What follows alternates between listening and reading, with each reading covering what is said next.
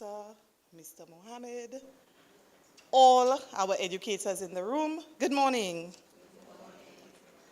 It is indeed a privilege to be here with you at this Innovation Forum, bringing warm greetings from St. Lucia.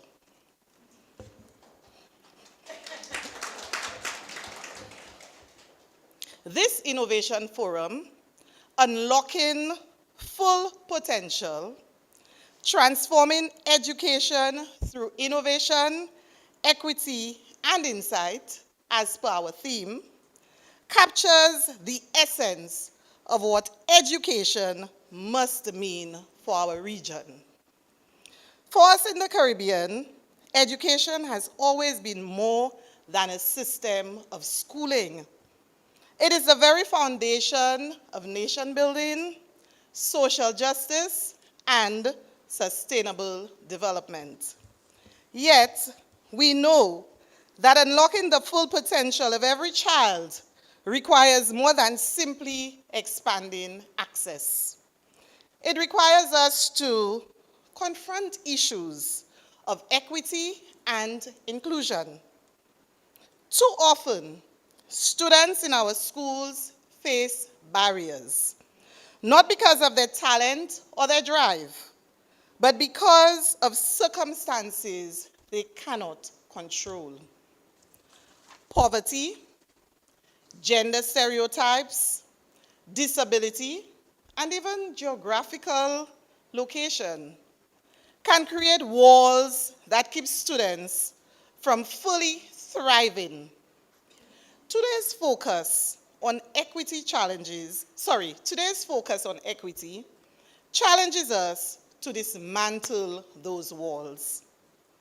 Teachers, you will reflect on what equity looks like in your classrooms, whether it is differentiated instruction, inclusive practices, or simply ensuring that every student feels seen and valued.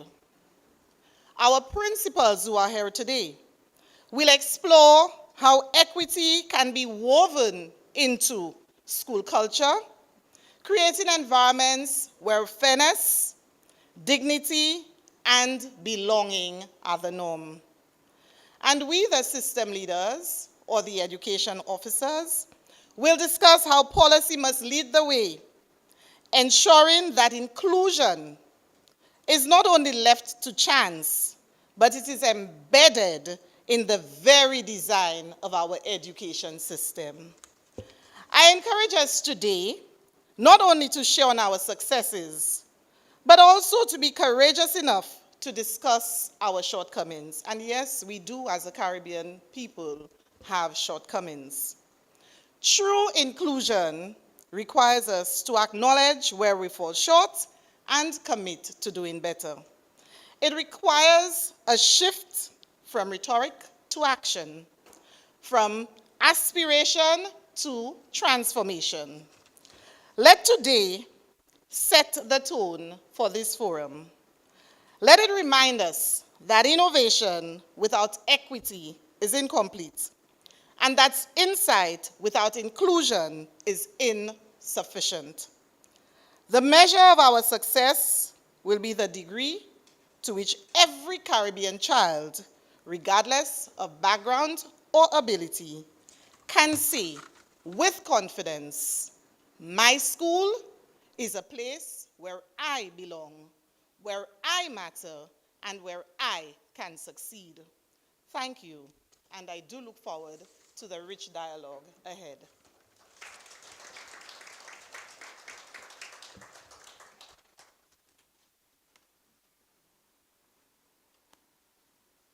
Thank you so very much, Chief Blake Brown, for those very, Diodone, sorry, for those remarks. I found it quite fitting opening this session because we have to remember, as Ms. Thomas said, that our teachers are important. We place them at the center when they are empowered. And also, too, the students are empowered. We put our students at the forefront of what we intend to do. our innovation ideas and our innovation practices, and we can truly transform education in not only in Dominica, St. Vincent, or St. Lucia, but the Eastern Caribbean as a whole. And without further ado, we want to welcome remarks from our Minister of Education and National Reconciliation in St. Vincent and the Grenadines, the Honorable Curtis King. Let's please make him feel absolutely welcome.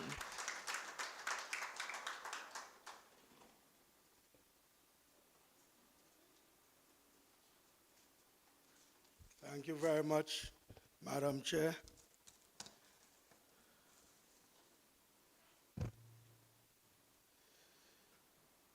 Representatives from the following organizations: GPA Education Specialists and Country Engagement Lead, Mr. Mohammed Yassin.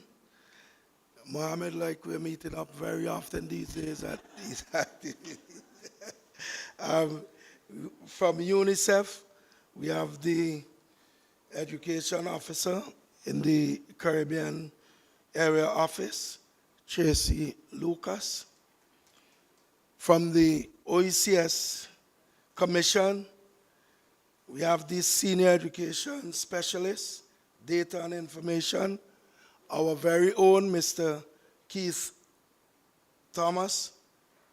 From the University of the West Indies, we have lecturer Dr. Verna Knight. Let me also recognize Chief Education Officer, Mrs. Kim Martin Jack, and the Deputy Chief Education Officer, Mrs. Blake Brown, Chief Education Officer of Dominica, and you just saw it from her, Mrs. Beverly Diodoni. St. Lucia, Beverly Diodoni. And of course, education officers from St. Lucia, Dominica, St. Vincent and the Grenadines. Let me also recognize the principals and teachers who are here. I was warned to be very brief. So to make sure I am brief, I have something on script, but you have to forgive me. I don't like to miss this opportunity to make the point about how important it is for our Caribbean educators, and I speak here broadly of the Caribbean, to gather from time to time to deal with the common problems or challenges, as I like to call them, that face us. Because although we believe we are all islands on our own, the truth is the differences that we face are so much less than the commonalities that we share. And therefore, there's always strength in numbers. And whenever we meet, we see that in practical unfoldment. Now, I want to, before I give you from the script, I want to remind persons that in the Caribbean region, especially those of us in the OECS countries, we are fairly very young entities politically, having only gained our independence over the last 50 or so years.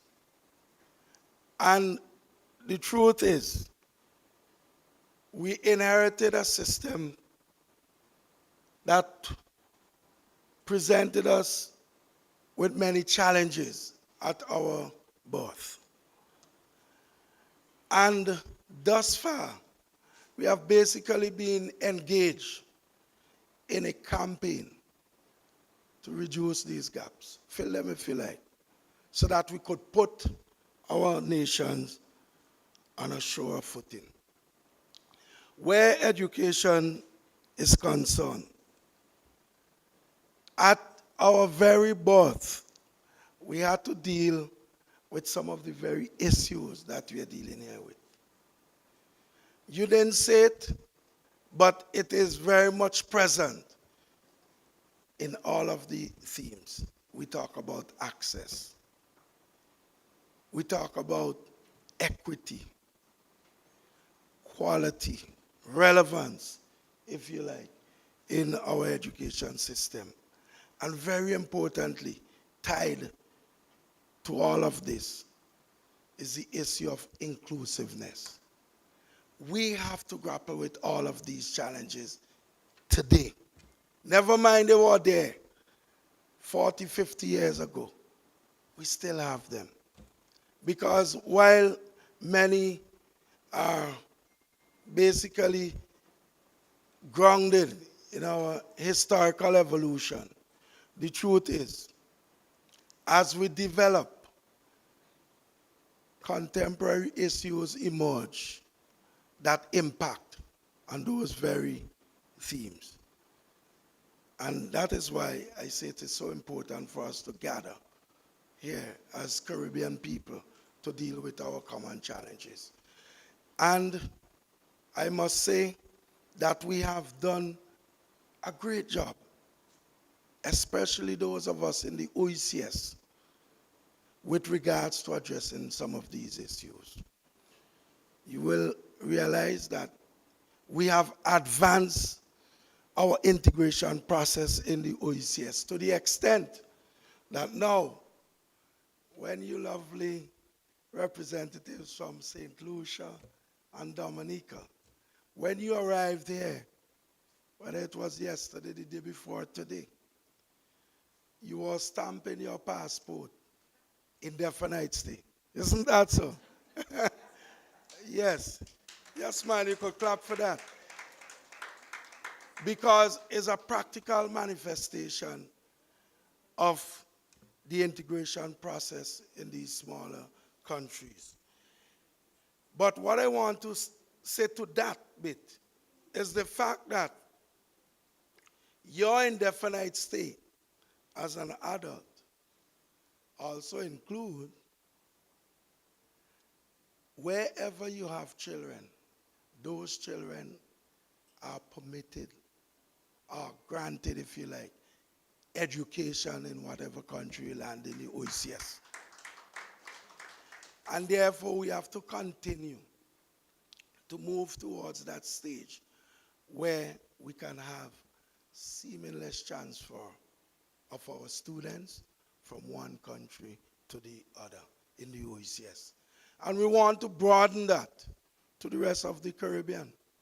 Those of you who are following the news would know that on the 1st of October, we had a protocol agreement, if you like, where now 4 countries, 20 OECS, Belize, and Barbados signed a protocol granting freedom of movement for nationals of those 4 countries in a reciprocal manner in each of these 4 countries. And I think that is a good step to force the other Caribbean countries to come on board and do what we are doing in the OECS and what we are now extending to Belize and Barbados. That is to say, free movement and a furthering of the integration process in our Caribbean region. We need it. We cannot operate in silos any longer. We have to get to that stage where we use our collective strength to deal with the challenges confronting us. But after that opening bit, I could now go to my script. Yes. So, distinguished educators, policymakers, researchers, and partners in education, good morning again. It is with great pride and deep appreciation that I welcome you to this regional forum, hosted here in our beautiful St. Vincent and the Grenadines, under what I consider to be a very powerful theme: unlocking full potential, transforming education through innovation, equity, and insight. This gathering marks a significant moment in our collective journey, a moment that provides us with the opportunity to reflect, to share, and to act. Across the Caribbean, we are united by a shared a shared vision. That vision speaks to the ideal of ensuring that every child, regardless of background, ability, or circumstance, deserve an education that empowers, uplifts, and unlocks their full potential. And while I say it is an ideal, the truth is it is an ideal that we can attain. Yet, we know that achieving this vision requires more than good intentions.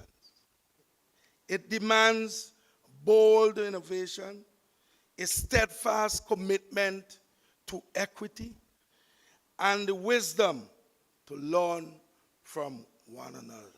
Very important. This forum is designed to do just that. It is a space for dialogue where voices from our OECS member countries can be heard, and where experiences are valued, and where solutions are born.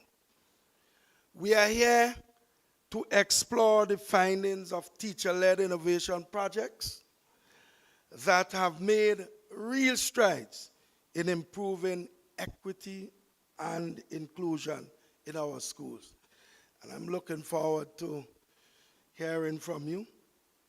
These grassroots efforts remind us that transformation often begins in the classroom, very importantly, in the classroom, with educators who dare to reimagine what is possible. I want to emphasize that point. Too often we wait on some other ministry officials, principals, researchers, and so on. But believe me, a lot of innovation begins in the classroom, and we should not forget that. We are also here to deepen our understanding of social innovation methods. Very important. That is, to examine how systems can be redesigned to serve all learners more effectively, and to clarify the roles of key stakeholders in building inclusive, responsive education ecosystems. Very important again. From teachers and school leaders to parents, community organizations, governments, and other important stakeholders, each of us has a vital role to play in this education process. And perhaps most importantly, we are here to strengthen the bonds between our nations. Education is not a solitary endeavor, and I keep making this point. It thrives on collaboration, on shared learning, and on mutual support. We must therefore continue to build a robust professional network across the OECS and broader Caribbean region. We must continue to strengthen existing pathways and create new ones too, for peer mentoring, resource sharing, and sustained innovation. And let me give you my commitment as the Minister of Education, and also to reaffirm this country's commitment to this mission. We will continue to invest in inclusive policies. We'll continue to support teacher-led innovation and foster environments where every learner can flourish. So, I say to you participants, facilitators and others, let this second forum be a catalyst, not just for conversation, but for action. Together, let us unlock the full potential of our students, our educators, and our region. Let us transform education, not just for today, but for generations to come. Let me say happy Teachers' Day. I know it's gone the first, but you are here still. And let me reiterate my call for the nation to support you in this endeavor of love that you're involved. Thank you very much, and may this forum be full of insights, unity, and progress. Thank you.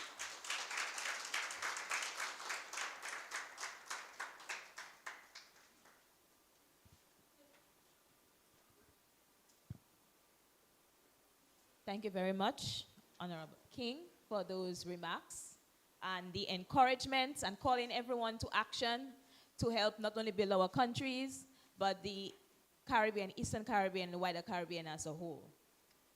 As a coordinator, implementing the program has put me in contact with many, many educators, teachers, principals, and so on.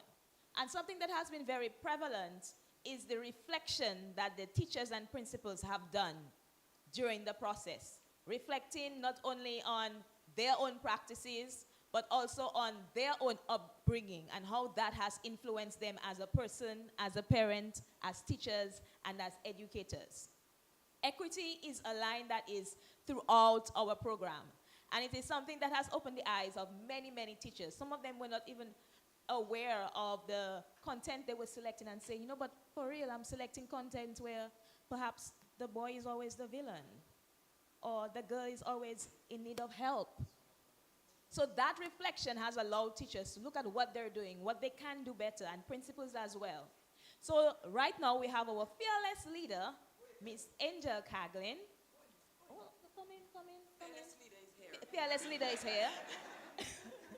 She is our program lead and our executive director of the Caribbean Innovation and Leadership Lab. And she's going to talk about what equity feels like at school. So let's give her a very, very warm welcome. Thank you very much. Can you hear me comfortably? Excellent. So, this is my nephew. His name is Calvin Caglin Jr. We call him CG. He's in grade 1. He's 5. He started kindergarten at age 4. Look at that face. Now, what does CJ want from school? So we asked him that question. My favorite day at school is like playing, writing, drawing, doing work, also helping my friends, and sharing with them, and being nice to them. That's his idea of school, right? Now, we are here to talk about equity and inclusion and innovation and all of these things. But for CJ, when he walks through the classroom door, he's not thinking about strategies and policies, right?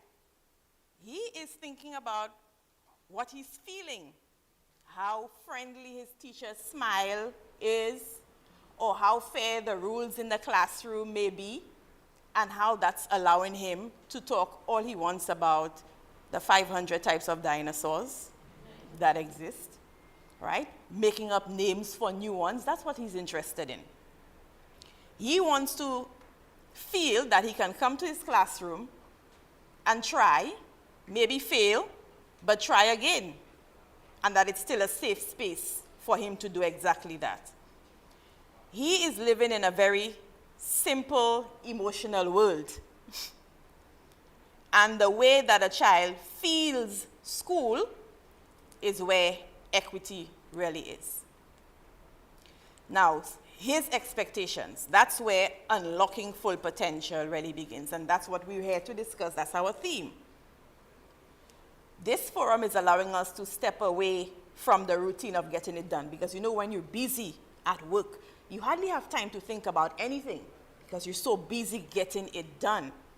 But we have a few days to just take a breath and think about what we're doing, why we're doing it, and how we're doing it as well.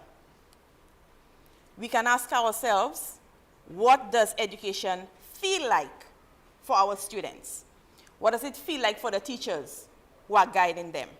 And how might we, all of us here, transform that experience through the way that we're designing and implementing and leading learning in the classroom? Now, one of the insights that have really emerged from a lot of the work that we're doing with the Full Potential program is that equity, it turns out, starts with empathy.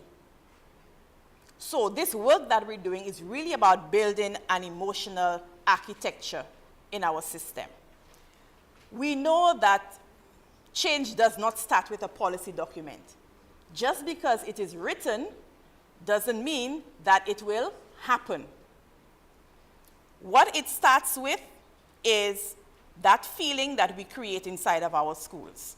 Those relationships that we have, those expectations, those daily interactions that's making our schools and our classrooms feel like a safe place for everyone who works in there.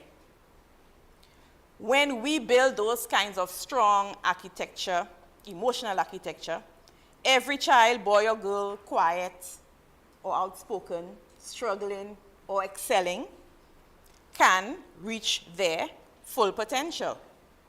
Now, we're not overemphasizing this idea of belonging, right? What happens when children don't find that belonging in positive spaces? The negative spaces are very ready to welcome them and to make them feel like they belong. So, we're not overemphasizing feeling and empathy and belonging for our students. Now, if we had to describe schooling or education or even equity, how would we do that? Normally, as educators and as technical people, we talk about achievement, access, outcomes, opportunity. These are the words and the phrases that we use, right? So I did ask in the SIL community in the WhatsApp group, you know, what's a word that comes to your mind when you hear or see the word equity? And these were the responses here. This came from the people in, just like you. In fact, some of you will see your words up here. Fairness, balance, justice, removing barriers, creating space. What are these words describing? Emotions, right? It's describing a climate where people are experiencing fairness. They're feeling it. It's not just something that's stated or written like it's an objective for a lesson. But how many times do we describe schooling in emotional terms? Do we? Belonging, satisfaction, joy, challenge, curiosity. We hardly use these words when we're describing teaching, learning, education.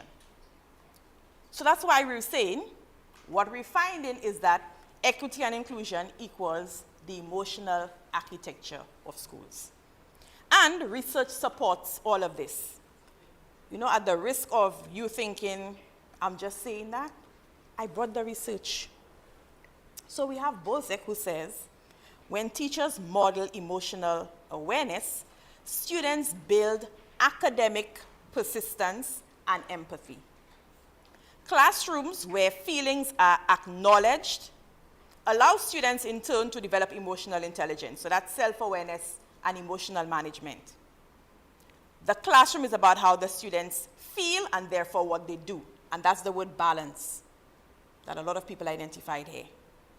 Geneva Gay and Gloria Gladstone-Billings reminds us that culturally responsive teaching, we've heard that phrase many times, right?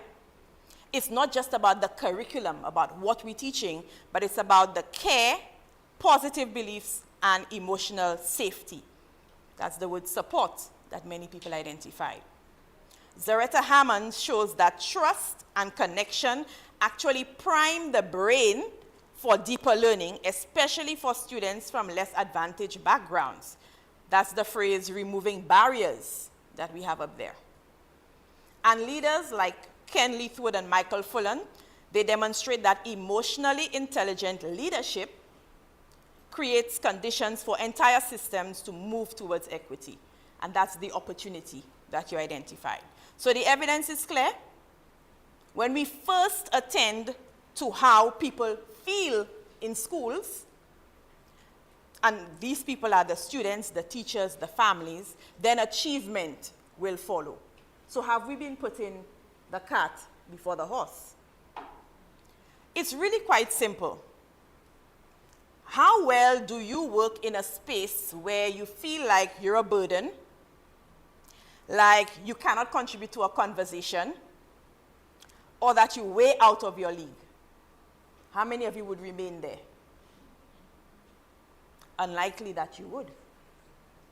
So, let's now start thinking about what our classrooms would look like if every child felt that they belonged there, that they could contribute to a conversation, that they're playing within their league, that they're welcomed.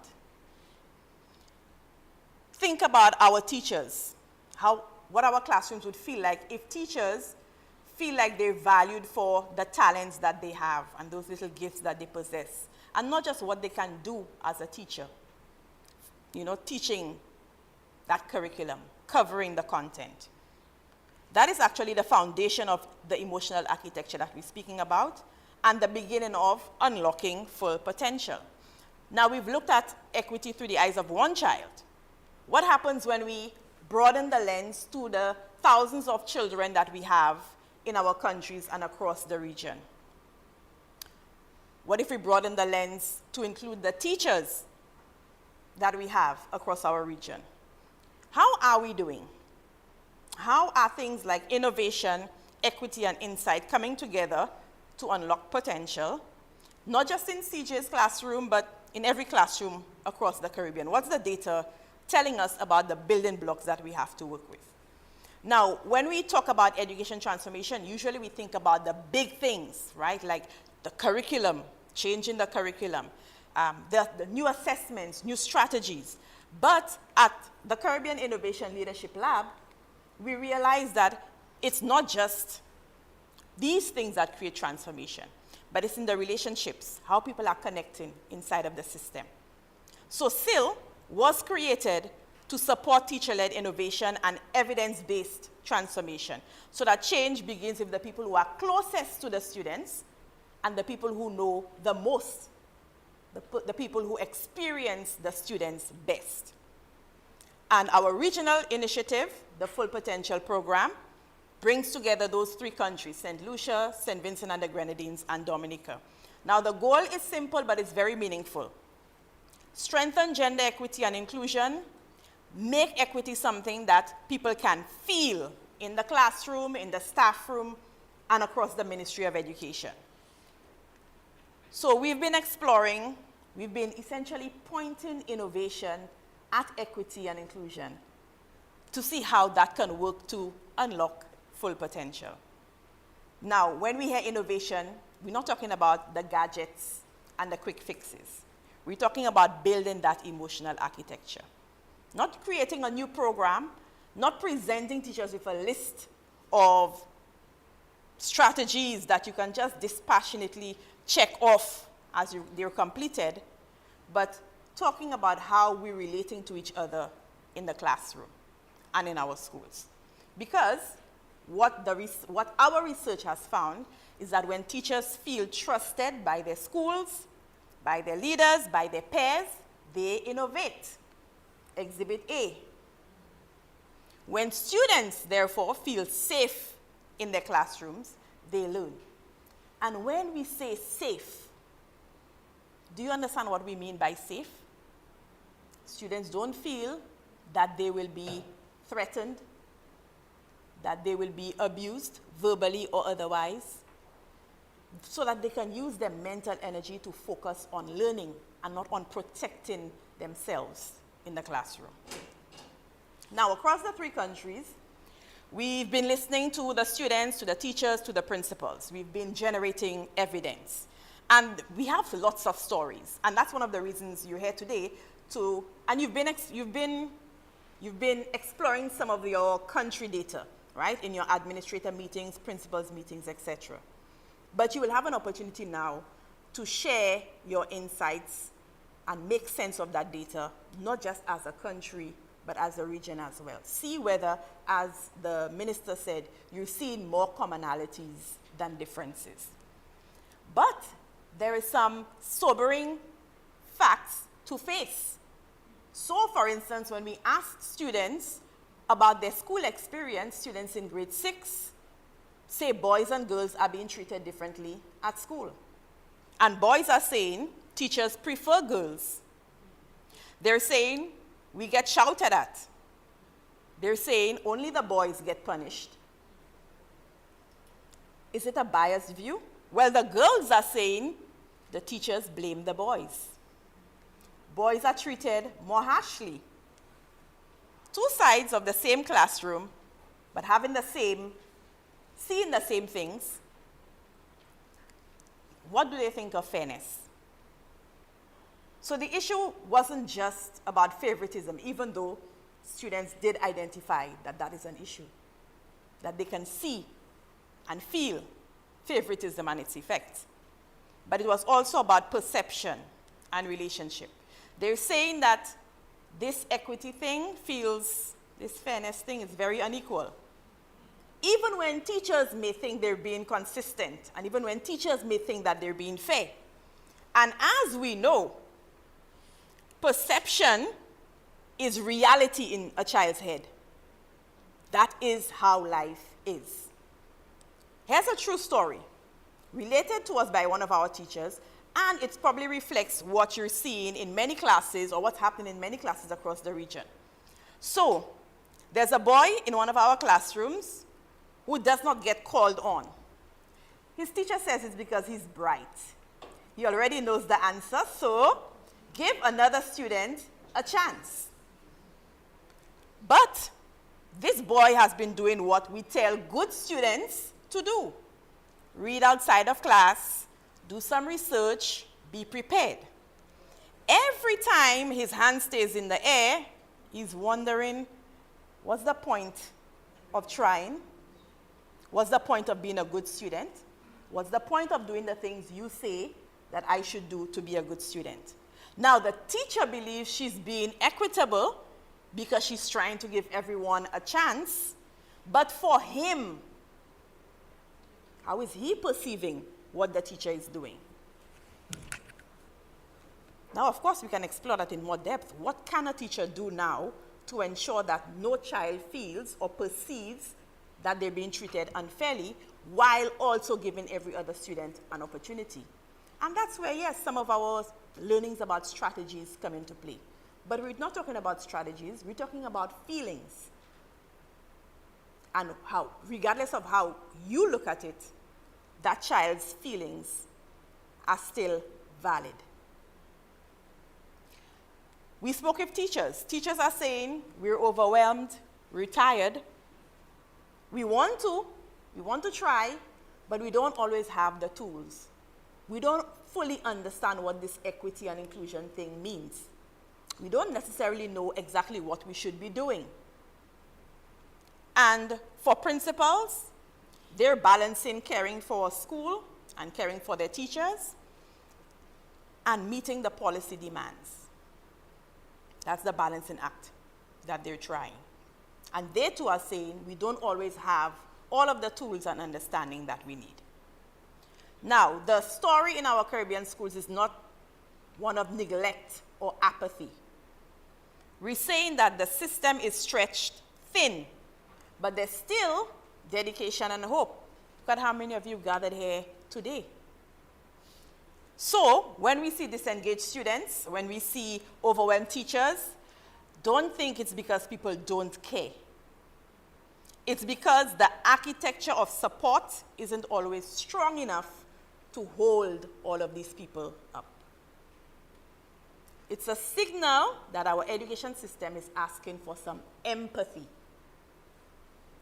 Now, think of the last time you personally felt really supported in your work.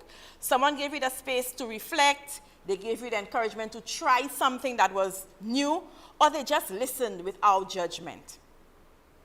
That feeling, that combination of trust and empathy, safety, that is what we want every learner and every teacher and every leader to experience in schools. Now, I know usually we just talk about the learner, right? But no, we're saying the entire system needs that empathy. Everyone needs to feel that sense of safety and trust. So, what does it look like at different levels of the education system? There are so many of us working together. For students, as we mentioned, it means that they feel that the classrooms are safe, that they can make mistakes, but while they're making mistakes, they're learning. And for teachers, we want to recognize that teachers are humans too, right? They are also parents, they are caregivers, and they are lifelong learners too. And for them, it means we're supporting innovation, not punishing experimentation. Sometimes our actions can give that perception. And for administrators, it means we have to be aware that there are constraints in the system. There are lots of administrative pieces that have to be moved around, and there are limited budgets. But you still choose to collaborate. You still choose to trust the people you work with rather than try to control and micromanage. And for ministries, it means leading people and not the projects and not the programs, right? It means establishing enough flexibility in the education system so that we can adapt the policies to the people it's supposed to benefit and not the other way around. Now, the evidence we're gathering is not just to fill up some pages and send it to you to show you that we're doing very hard work, right? It's a mirror for us to see what's the state of our emotional landscape in our schools. Now, this forum is giving us an opportunity to make a little more sense of the data. This is probably the most talking you're going to hear for the forum. Thank you for indulging that, by the way. But there are lots of opportunities for you to discuss the data in more detail and look at the implications. Look at what boys and girls are experiencing. Look at what they're experiencing from grade 1 and the impact it's having on their thinking. Because ask yourself, what are our systems, our countries losing out on when boys or girls feel that there are certain jobs that they can't do? Ask ourselves, what is our country missing when children as early as grade 1 feel they should not be something when they grow up? So, if you look around this room, you will see all of your peers all across the education system. Usually when we have these forums, it's usually our ministry officials, right, who come and talk and they discuss and they get all of the insights. And yes, that's important. But we rarely get an opportunity for teachers and principals and the ministry officials to sit together in the same room and talk about what the data is saying. This is a unique opportunity for you to share. And you've been brave enough to be innovating for all this time, so I know that you're going to be brave enough to talk in those discussion tables and share what your actual education experiences have been like. So, we have lots of potential. There's still hope. What can be different? Because we don't want to just talk in generalities, right? We want to talk about what we can actually do.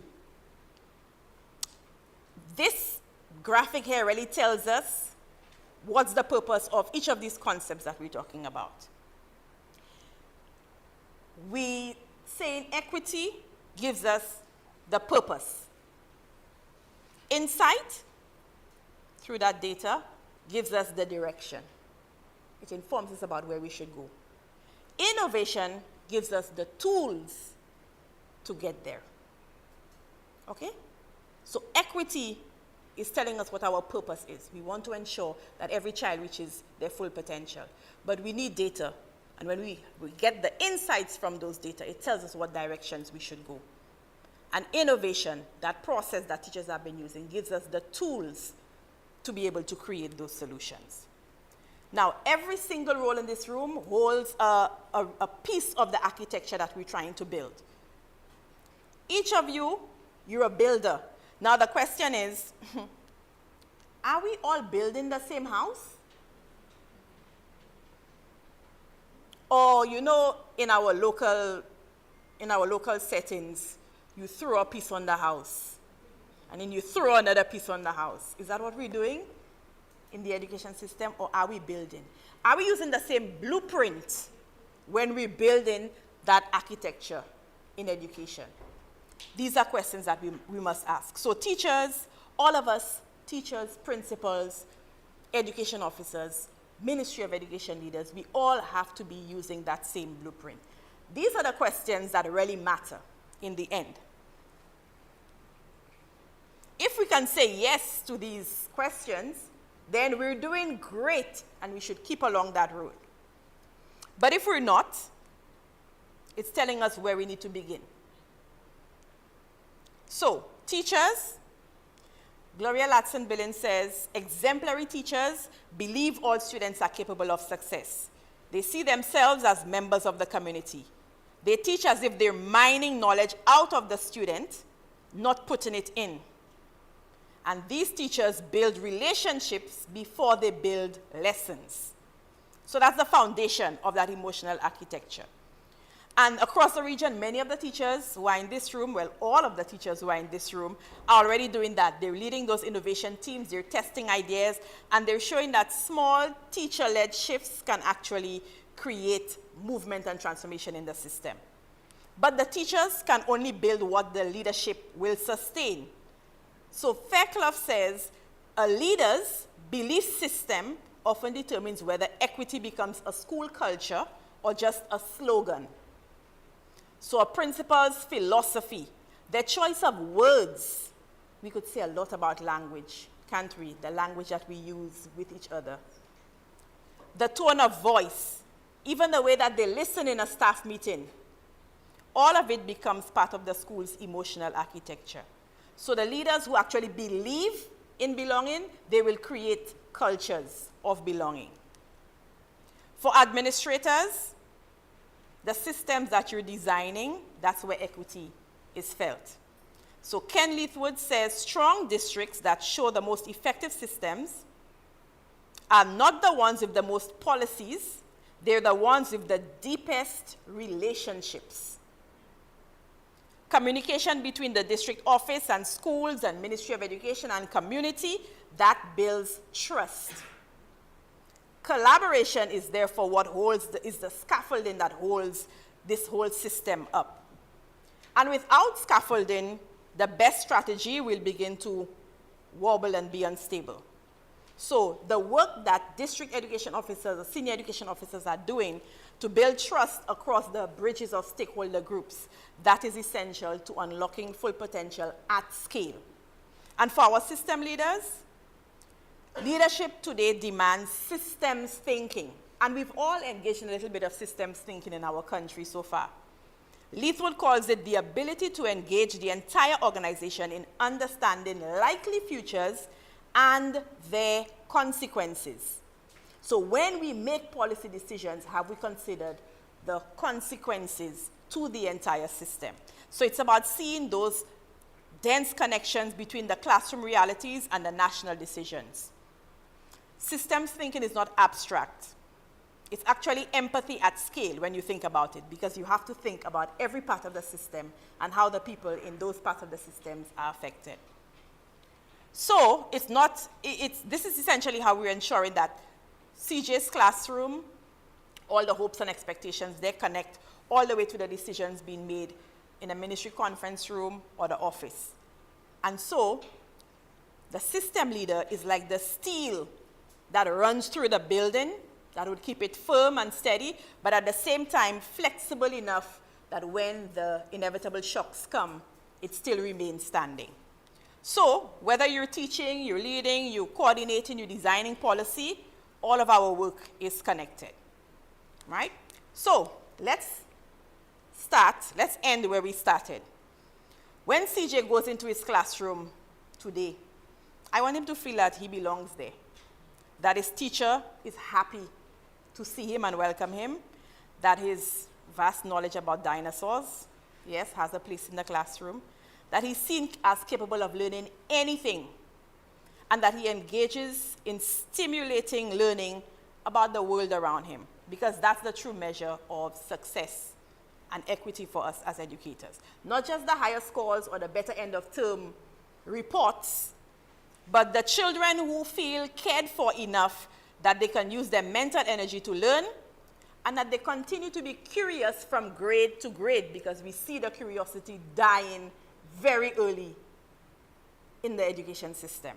That's what unlocking full potential looks like, and that's what equity feels like in a school.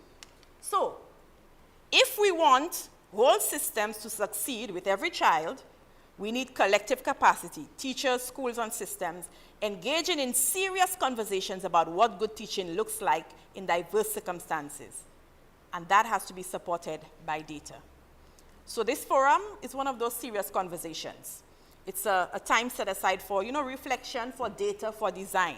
So as you're going into your discussion tables, see if you can plan for small, concrete actions that will make equity and inclusion felt in your context. So what can you do to show fairness, empathy, and innovation in practice within your sphere? Remember that together, we are building an emotional architecture that's inspired by equity, guided by insight, and accomplished through innovation that will unlock the Caribbean's full potential. Every learner, every teacher, every school. Thank you.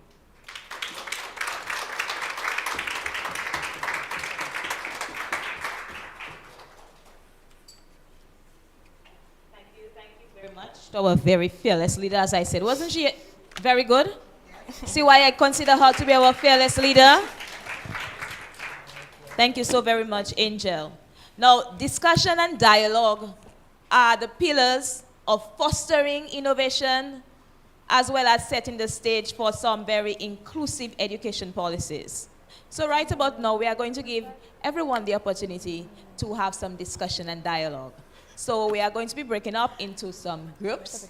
We're going to have Yvette. Can you identify yourself to everyone else? I mean, SVG knows you, but okay, this is Yvette. All the teachers are going to be with Yvette.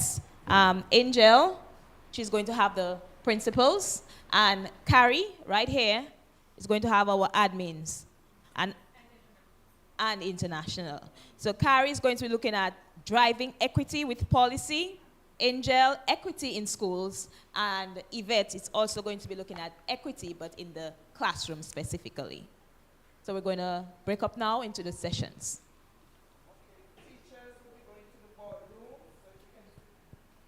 Teachers, boardroom downstairs. If you can follow me, we'll find it together.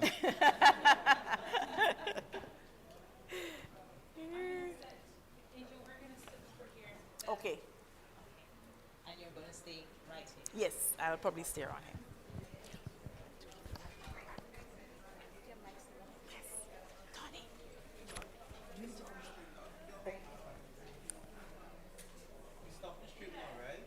Yes.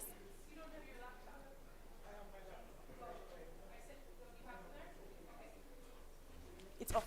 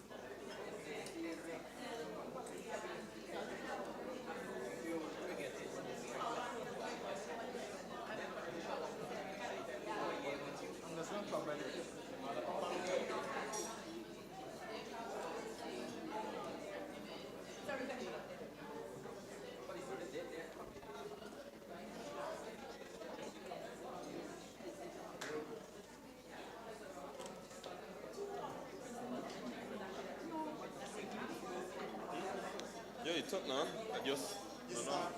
Yes, it's blue now. You want us to check?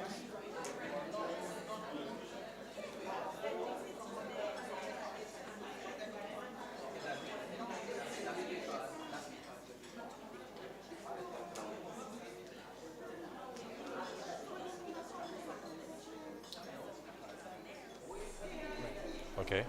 1, 2, 3. 1, 2, 3. Okay.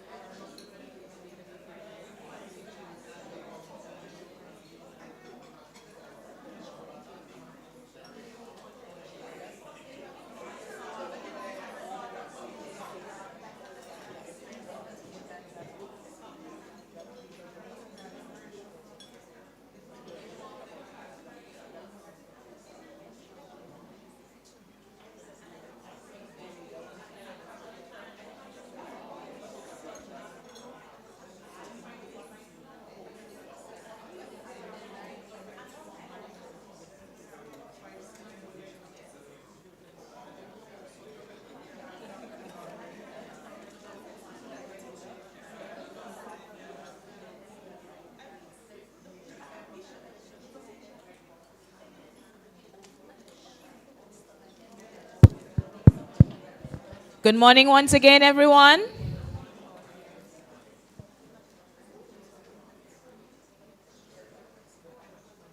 Good morning once again, and we're back together in our large group. I hope the conversations that you all had were interesting. Some of them were quite robust, I would say. I listened to a few minutes in each of the groups, and I hope that you learned from each other and you're possibly going to implement some of the things that you have learned. We are now going to move on to our next segment of our forum for today. And we are going to be looking at the innovations that are being implemented or will be implemented in some cases. Some teachers are still collecting their data in order to properly formulate their projects. So without further ado, we are first going to begin with Emmanuel Secondary Mespo from St. Vincent and the Grenadines. And we have our teacher here, Jose Mendoza. So let's make him feel very welcome. Thank you so very much.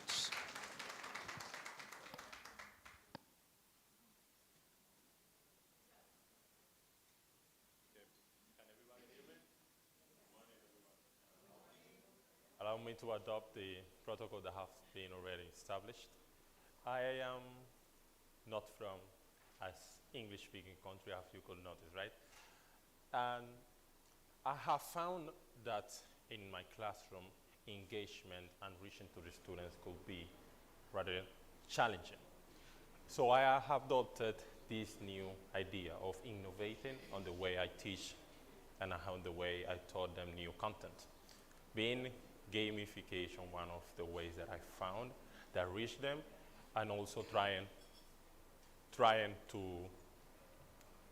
with new techniques, short videos, making them to be able to use the computers, making them also use the computer for do the homework they could do so they are prepared for when going out, do their research on their own. So the question for the innovation that we have is how we might improve the engagement in the classroom. And what are the challenges? We have low interest on coming to class, lack of participation, and low desire to come in the classroom in overall, because it's just IT. We're going to talk about floppy disks again, the story of the computer. And we think that with these new techniques and these new approaches, we could make it fun again, make it engaging, and making them participate on the learning process. So the prototype that we have is including new tools like Bluecat, Kahoot, use of Google, Canvas, to allow the students to be part and main stakeholders of the very own learning process. Another format of resources is changing the typical way of writing just on the board, just showing the videos, showing them in the way they find it, in little trends on challenges. And I have found that will be aligned to our learning goals. That is increased participation, at least seeing a change in half of the participation in class, and also something that is aligned with what we say earlier in the day, with the differentiation and diverse of the class participation. I wouldn't like to see the same students that always answer the question, or the IT inclined just to answer the questions. I would like to see those who would normally be shy, or those who are afraid to answer the question because they will be wrong, seeing them participate, being able to understand what they are doing and what are the main issues and challenges in learning. So what we use, and what I started to use, because I am in the middle of gathering all the data, is using Bluecat as one of the tools for improve and insert games into learning. So the students will be presented with a mini game that is rather fun. It could be anything. It could be from the classical trivia, the classical Galaga, all those who used to play back in the days. And also, all of them will have the same question format, when they could see easily by 4 blocks the options that they have, and at the end it will give them the feedback of how they did.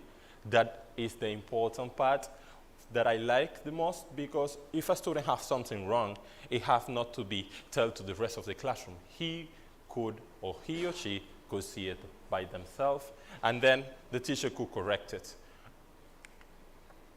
So have you as a teacher ever found that you have to, as me said, like knowledge mining the students, finding the way how we could get the information out of them. And sometimes you will think that they are not prepared or you're doing a bad job as a teacher. But with this tool here, you could see that I am asking the students the same question. It's about storage. And however, if I put it, like the hard drive is like the computer's storage closet. Only 3 out of the 12 get it, even when we're talking about the same thing. However, when I change it to what is true about the hard drive, and they think, well, it permanently stores data, something that I would think that would have reached them, that just comparing to the storage closet, didn't reach them at all. So I, as a teacher now, could see what is the best way to ask them the questions and how this impacts how they feel, because impacts also the promotion rate. They will say, oh, I don't pass, something's wrong with me, something's wrong as a teacher. But it's actually the way that we present them the question and the challenge to them. For the teachers, it's not only making it easier for the students, it's also making it easier for me. That's why I embrace it. It's automatic grading. Automatic grading brings to me less work and more time to focus on differentiation of each student. As you see, I could see that John to have a good score. However, I could look at the 4 questions that he's struggling. For the sake of time, I will be presenting each of the questions that they have. But as a teacher, I could look, well, John is really struggling when I'm phrasing things in this way. And that allows me to target all the issues that my classroom has. On the same line of knowing how they feel, the empathy, the equity, I collected some data from the students. And Bethany said that she would use Bluecat again, and she would have preferred that rather than a written exam. I know the curriculum has to match with the new methods, but even so, what I am doing step by step is including this quiz and then including the game. And now they are excited to reach the end of the class. Even they write the notes and look at the notes, because I could do better at the end of the class if I actually know what teacher was saying. But also, the Reese was mentioning that something that I mentioned before. She got to see what was their mistakes, her mistakes, by herself, and then correct it. She didn't even know that learning could be that fun. And that's what I want to embrace with this project. Embrace fun and embrace new ways of doing it. If the students think that we could do it in a different way, I want them to know that we could do it and that we could bring different ways of learning. What would be the next steps? Right now, I am doing it as an IT teacher, but I have reached other colleagues to expand this to new subjects, because it would be amazing to learn Spanish like this, or bio, because you have images. And a good icebreaker that I do during classes is, let's do the quiz of what is this animal. And they actually like it, because you could see the image and relate it to it. But this could also be expanded to which part of the flower is this, what part of the human body is this, what reaction would be this for chemistry. We would like to share the results, the same results that I share with you. I would like to share it with my staff room after the data will be collected, and see how we impacted and if we actually hit our learning goals. For that, will be also important having the engagement metrics, see what student engaged and which one didn't, and why we are not reaching those students. And actually monitoring the trends. What is the student failing the most? What is effective? And that's the stage that my innovation project is right now. So I would like to thank you, all of you, to listen to me, even what I am not from here. Thank you. Okay, any questions? Thank you very much, Mr. Mendoza. Does anyone have a question for Mr. Mendoza? Yes, at the back.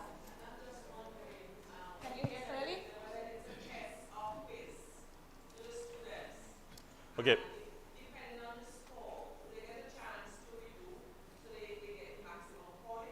Okay. The, the nature of the quiz is that they, depending on how you do it, you could actually give them the time to do it again during the same quiz. And what I stress to them, yes, they have a game part of it that if you reach further in the race is good, but I always mention them.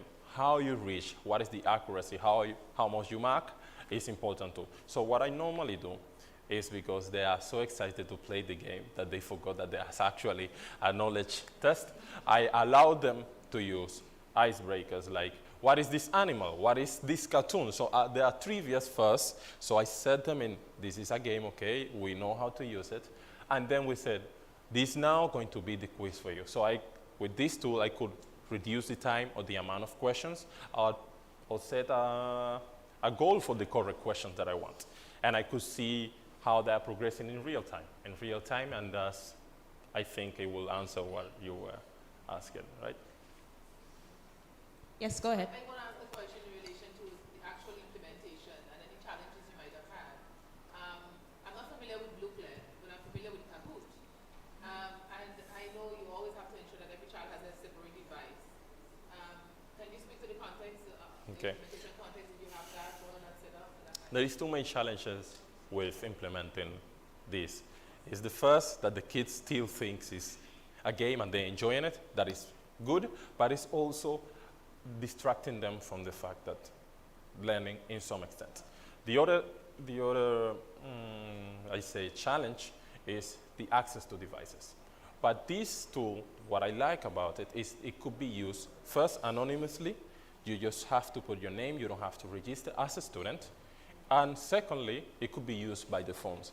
That's what I usually like because it could be expanded to other classes as long as they have a mobile device.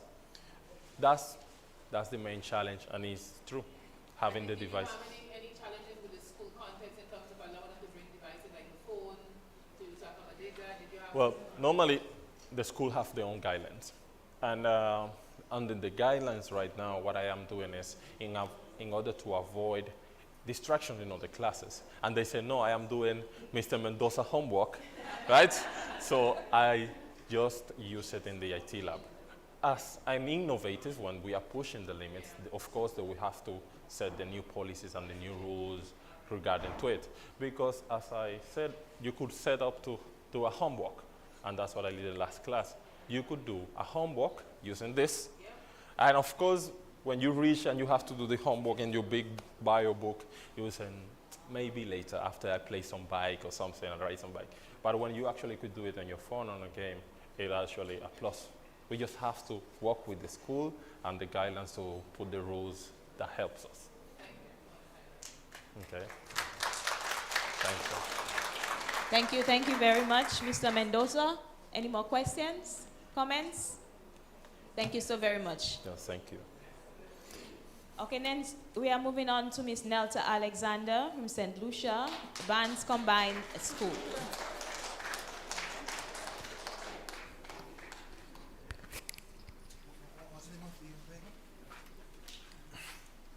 She will be using this? No. No, okay.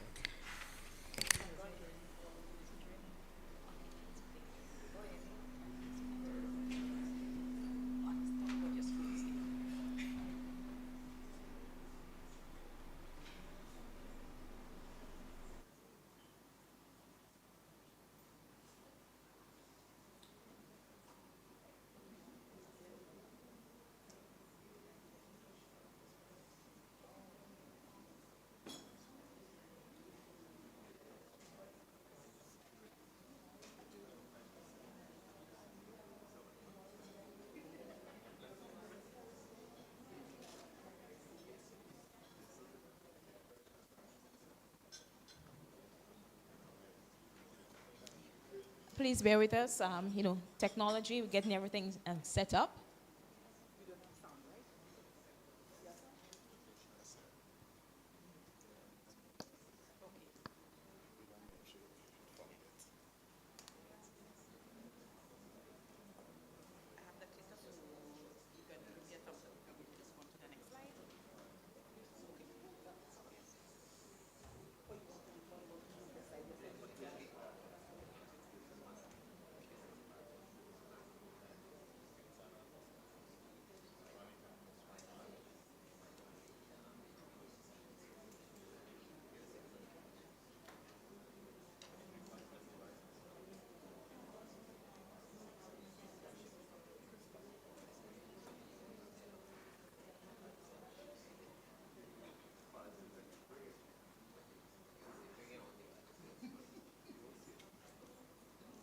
Good morning, everyone.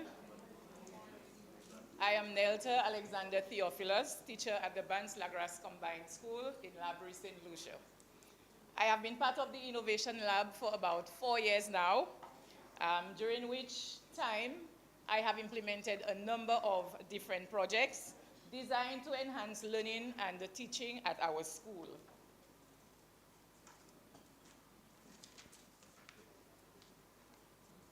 Over the years, each project that I've worked on has grown out of a challenge that we've realized we face at the Bans-Lagras Combined School. Presently, I'm working on a project focused on both parental involvement as well as the children's behavior in the classroom. My prototype is done with my kindergarten classroom. Let's take a look at the picture on the screen. Here we can see a boat with one oar really rowing, right? Think of this wooden boat as a student. His parents or family would be one oar, and the school or teacher would be the other oar. In the picture, we see that only one oar is rowing. In my classroom, I realized that many of my students came in very unsettled,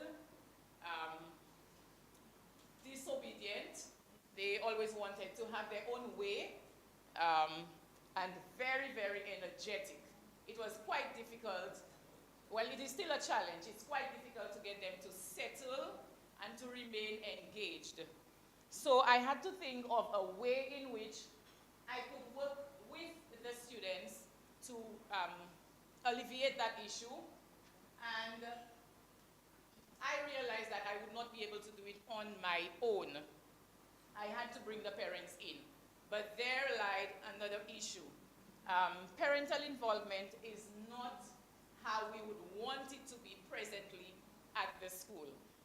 We've been using the traditional method, the traditional form of parental involvement, where parents would mainly be coming to the school to attend the meeting.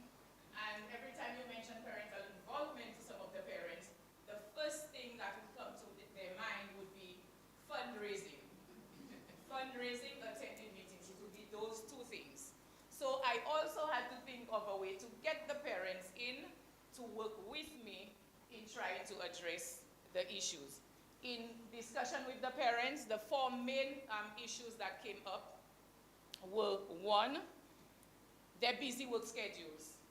Some of them are very willing, but because of the way they work, coming to the meetings don't necessarily work for them. Additionally, religious beliefs. Again, because they usually think of fundraising, a lot of the times the fundraising activities that we have are maybe barbecues, dances, and raffles. And then some told me that these are not activities that they particularly want to take part in. So that would be a barrier for them. Also, it was their socio-economic status. Interestingly, some people believe that they did not necessarily have much to offer. They didn't have much at home, so sitting at a meeting where the school would be talking about maybe a project that they want to implement, and one person says, I can donate this and I can donate that, those who didn't have too much felt a bit inferior. And that in itself prevented some of them from actually coming and attending the meetings. We also have educational background.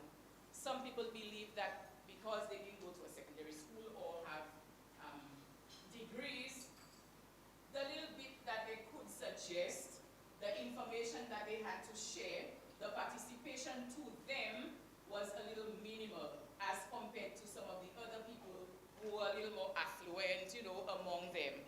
So in hearing all of that and looking at the challenge, I had to think of a way of bringing that together. And then that's when I came up with my innovation question. What can I do?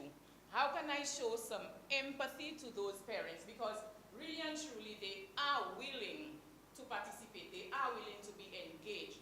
But it's just that, well, life has created some barriers for them. And right now, I am in a position to try to see how best I can help them. So, my task was to create an avenue whereby parents and myself could collaborate to help those students. Remember the boat that was just rowing with one oar? Anybody noticed exactly how it was moving?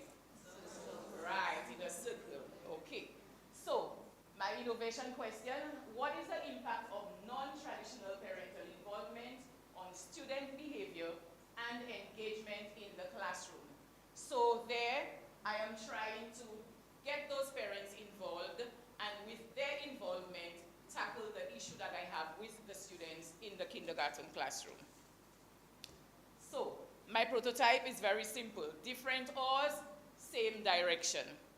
The traditional approach to parental involvement definitely will not work in my classroom. If I'm not seeing them, how could they assist me? That's the question. And that is what inspired me to look for an alternative way to get my parents involved, get them still rowing. When we understand parents' situation and we empathize with them, we embrace ways in which they can connect with us. We ease the barriers for the parents, and at the same time, we open doors for our students. And here is my project idea, exploring a new model of parental involvement. Excuse me, the prototyping will be done, well, is happening in my kindergarten classroom, so it's with a small group of parents. The model of parental involvement that I have here has 3 different components. One, I am thinking of having 1-hour small group sessions with the parents. 40 minutes plus 10 minutes. The first 40 minutes would be empowering them to help me help the students. The other 20 minutes would be for their own personal development. That would be dedicated to helping them. So when they get involved, they don't think that it is a case where they're just serving the school. There is also something in it for them. For their own personal development, we are planning to look at things like financial literacy. This is something that everybody can benefit from. Relaxation techniques, all parents need that. Well, we need it too, but we know how it is with parents, especially those who have more than one child at home, right? Learning new skills, craft, whatever it may be. Something that they can take away for themselves and not necessarily just helping them serve the school a little more, right? And the 40 minutes, the first 40 minutes would be where I demonstrate, little lessons, maybe like the Jolly Phonics. Some of the parents tell you the way we teach now is not how they learned, and it's a little difficult when the children come home and they have to assist. So we now are giving them the tools to help those children. So that is one aspect of my model. The other aspect, I have parent skill directory. Can you imagine if we know all the parents at our school, their strengths, their skills, and so on, and we're trying to work on a school project. Let's say we want to paint the school. We know we have painters, some painters in kindergarten, some painters in grade 6, some painters in, and then we come together to work on that. This is just one aspect. The other skill directory would be, the other skill area that we're looking at would be what the parents themselves are good at, and they now can contribute to the small group session. So it will not be a case where the teacher is the one talking to you all the time, or the principal is the one talking to you all the time. Some of these parents would be empowered, and they now would be the ones facilitating the sessions. So those who feel a little inferior, yes, you may not have a degree and so on. You may not have a degree and so on, but you may be very, very good at making straw baskets, right? Or corsages. Now we are in October, we celebrate Creole month. So while you cannot come and talk about Maslow's theory and so on, You can come in, teach the other parents how to make corsages. They go home, they make the corsages, and their children now can come to the school during October Creole Heritage Month with those corsages, all right? Additionally, we have accessible, flexible, and inclusive participation. And this is the one that I am presently prototyping in my kindergarten class. Excuse me. Yes. For this one, I am thinking of a way in which parents can be actively involved without without having to physically be at the school, without leaving work to come into a meeting. It doesn't matter what the educational background is. It doesn't matter how much money they have, and so on.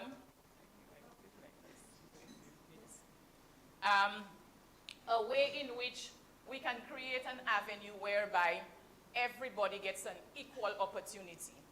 And what better way to do that than a platform that we all use? And this is where I am using the WhatsApp platform to help the parents do that. Already, everybody is part of my WhatsApp group. That is how we communicate. Everybody can use it, so this is okay. I had a meeting with the parents. We talked about the challenges that are faced in the classroom, and we decided that we would work together to try to see how best we can solve that. So, the parents have agreed to send in messages, very, very simple and short messages to the school, well, to me, and I'm going to use these messages during my morning meetings and at dismissal. Now, the messages, they can be video or audio. It depends on how comfortable the parent feels about doing it. Very simple messages. Hello, kindergarten class. I know your teacher has been working on some routines with you. Remember, raise your hand when you want to speak. You know, just little things like that. Always wash your, and I teach kindergarten, so that's why I'm using those little examples. Always wash your hands after using the toilet. Just the little things that we want them to do, right? So the parents agreed, and the beauty of it is it's very, very short. So it doesn't matter where you are.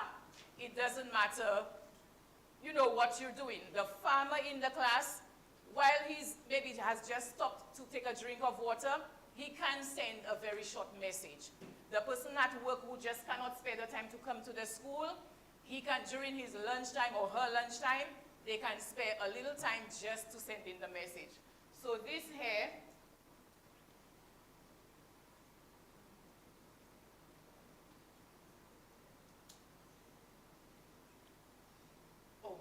this here is an example of one of the short messages that the parent sent.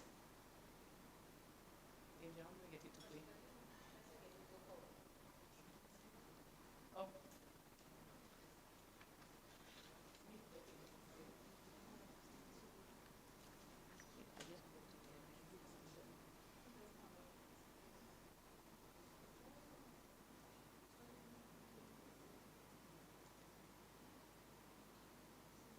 Anyway, so this parent sent a video.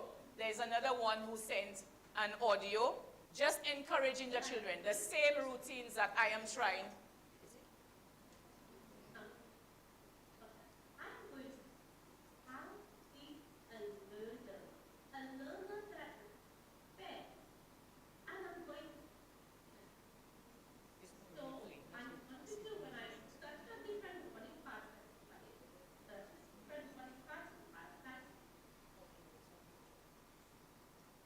Okay, my apologies for that. It's not really playing well, so in the interest of time, we will move on. But anyway, the idea is that the parents send in those videos or audio.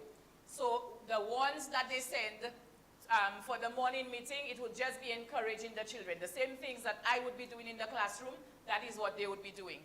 The ones that I use at the end of the day, would be based on the assumption that the children are following what they're supposed to.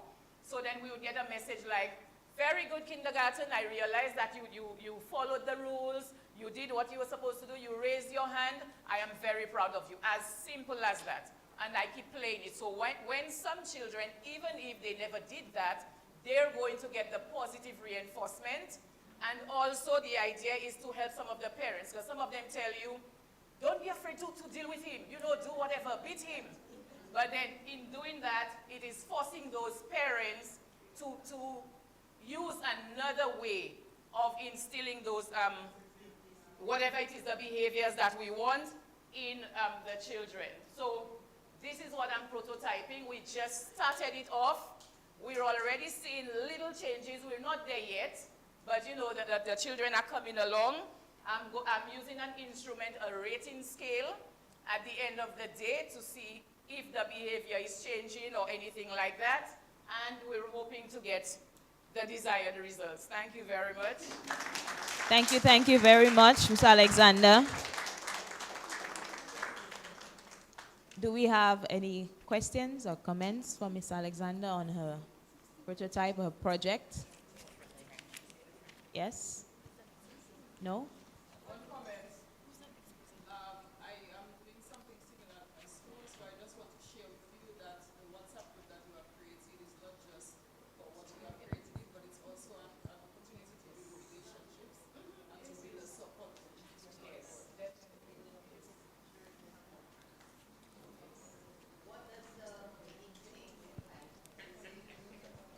Okay, so it's different from the normal come to the school meeting at whatever time and the principal speaks to everybody, right?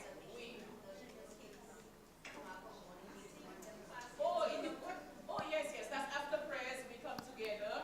We talk about what we're going to do for the day. It's just a normal circle time. Yes, and then that is just an aspect that we bring in so everybody, you know, it sets the tone.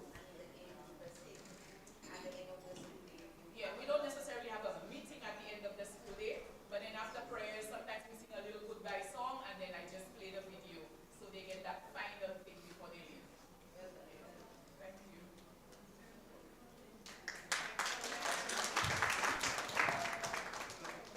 So before we move on to our next presenter, can I please ask the Kathleen, Jack, and Linika, can you just come up here, please? And Nisha, so when it's your turn, we have an easier transition. So let me please present Miss Rachel Regist. She's from Dominica, my home country, and she teaches at the Bellevue Chopin Primary School. So let's give her a warm welcome, please.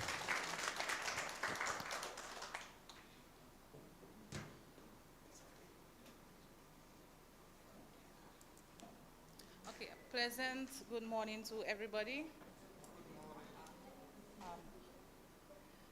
My innovation question, how can we improve spelling in grade 5 by using inclusive and engaging strategies?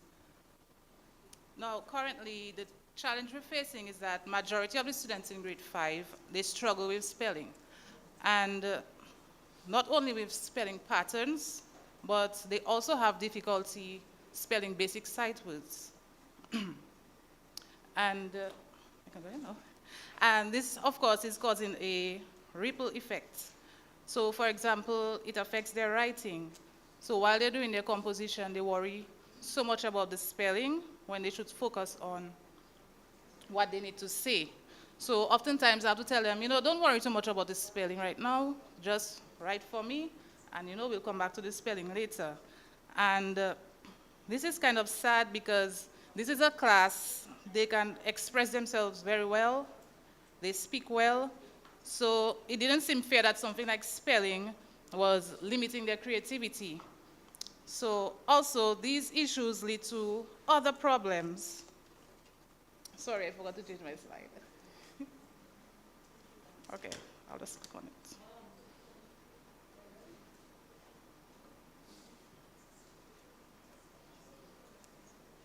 Right, yes, sorry.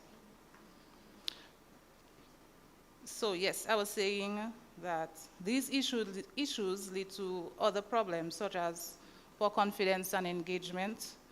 And so I saw the need to remove this barrier. Excuse me? No. I'm good, thank you. Um, so here are some of the insights that help to shape the idea of my spelling station. So that's the prototype I'm testing out. It's a spelling station in grade 5. I had to consider the students' interest. This class, they're very competitive and they like a good challenge. It's a class of mostly boys, they like competition. From the interview I did last year, they had specific requests. They asked me to give them more words to learn and to test them more often. Also, I needed to design something that would provide ongoing support, something they could access and use independently, seeing that I'm not the class teacher, I'm not in the classroom throughout the day. So I wanted something that they can, go to and use on their free time. So something that would allow for that type of flexibility.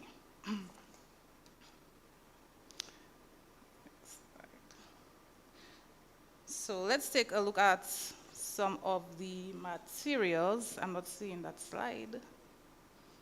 Sorry. Okay. I'm not seeing the slide with the pictures of the materials, so I will just tell you about it. So in the spelling station, it is situated in the classroom at the back. It includes word fans, and each child has a different set of words. So what I did in the beginning, I assessed them on the sight words. So whatever words they couldn't spell, I printed it, cut it out, laminates and everything. So everybody gets their own set of sight words. And also we have word ladders. It allows for spelling practice and the challenge that they like so much.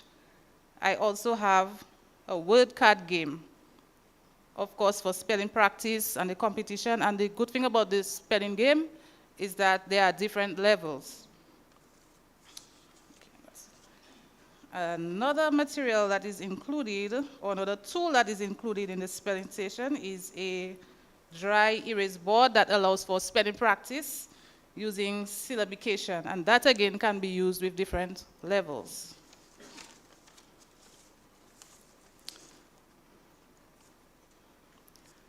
I don't know, my slides got mixed up.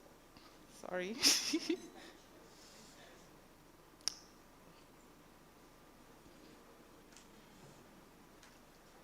I don't know. Slideshow.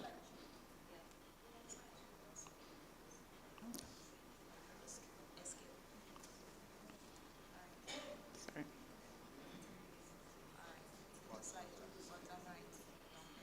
What?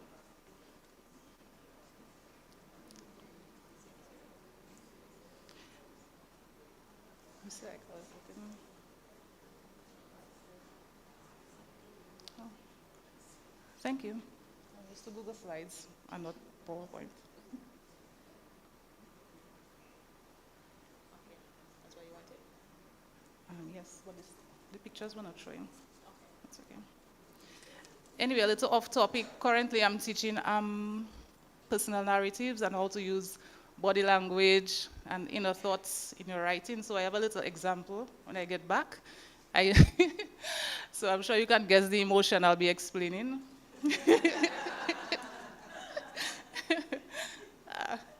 Okay, so what insights, so we've gone through this one already. Next slide. So for the prototype testing, I really wanted to understand how effective it is in helping the students to improve. So I'll be comparing the baseline and the post-prototype spelling test scores to see. Also, I would like to know how they feel about it. And I already have an idea because the first day when I introduced the spelling card game, they were already so into the game. One of the students looked at me and he asked, "Miss, are you trying to trick us into liking spelling?" So I was well caught. And they were so immersed in the game that they forgot that they were supposed to be outside with grades 4 and grade 6 at the time. So I can tell that they already like it. So what I need to know now, what helped them or what is helping them, and what needs to be improved so I can make the necessary changes.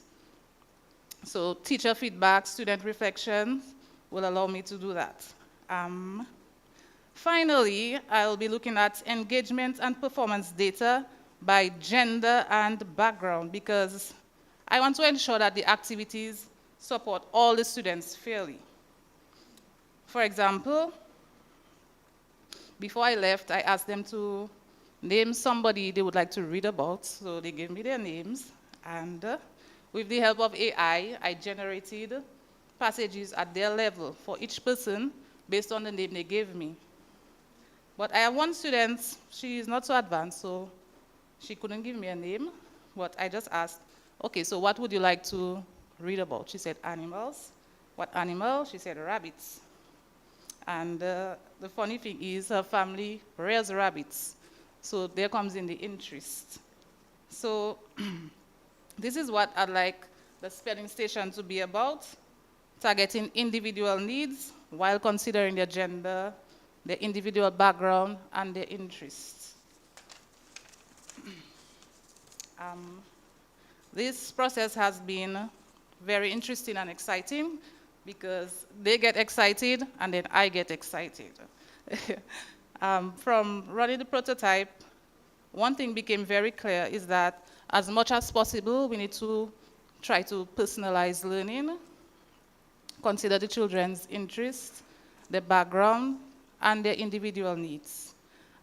Assessment is also very important. You have to see where each student is at and what they require in order to get to that level and to make any type of progress. So this also allows us to ensure that every student has a fair chance to succeed. Something else, like you have to know your students, because if you know them, you can use that to help you. So seeing that I know they like competition, while they were playing the card game one day, while they were playing the card game, I see one little boy was so upset because he didn't win. So I said, well, you know what? If you want to beat them next time, on your free time, just, pick up the card, the master list, and learn to spell the words. So that way, you must beat them next time. So you have to know your students. I think that's very important. Making learning personal also makes it more meaningful for students, and this is what I have observed during this prototype. So I'd like to encourage all teachers to try to do the same, and you will surely see an improvement in student motivation, so they don't feel like learning always has to be a task, like something they have to do. In terms of further support, before I left, I told everybody they have a punch card, and whenever they get 90% and up, I'll punch a hole. So when they get to 5, I'll give them a prize. That same student looked at me and he said, Miss, is the prize going to be a pencil? Somebody else asked if they'll be getting iPads. So when I cannot promise iPads, I'd like to give them something more than just a pencil, because some of them don't get that type of support at home. So yes, so assistance with purchasing rewards or tokens would be appreciated.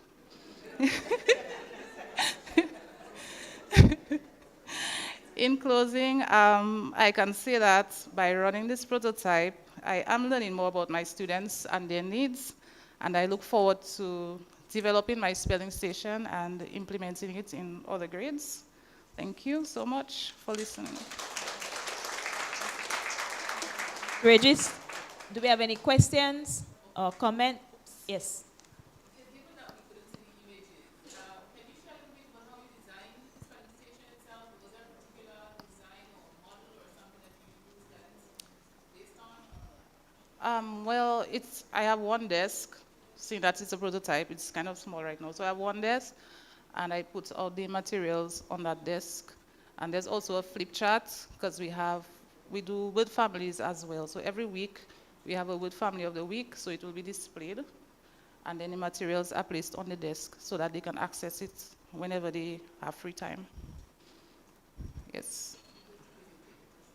I'm not sure why the pictures. We can work on distributing some images Yes. All right, thank you very much. Great job. Let's give a round of applause, please. Thank you very much. Backed up. And we have our next presenters. We have Linika Miller and Kathleen Jack Payne from, what do you pronounce it? Kaliaqua Anglican, St. Vincent and the Grenadines.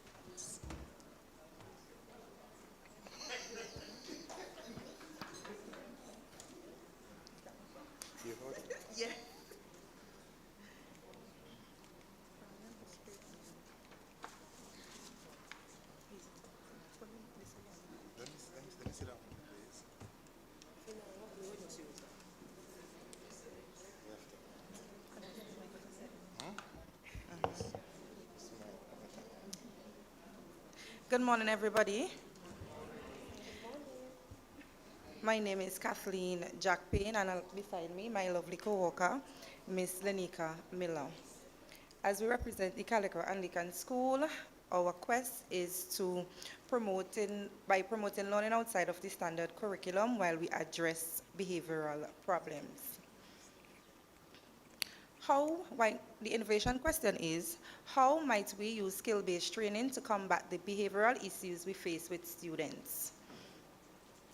This prototype is designed to spark a positive interest in school while teaching a lifelong skill that can boost confidence and in turn encourage positive behavior. It was identified that behavioral issues is the #1 problem in the classroom.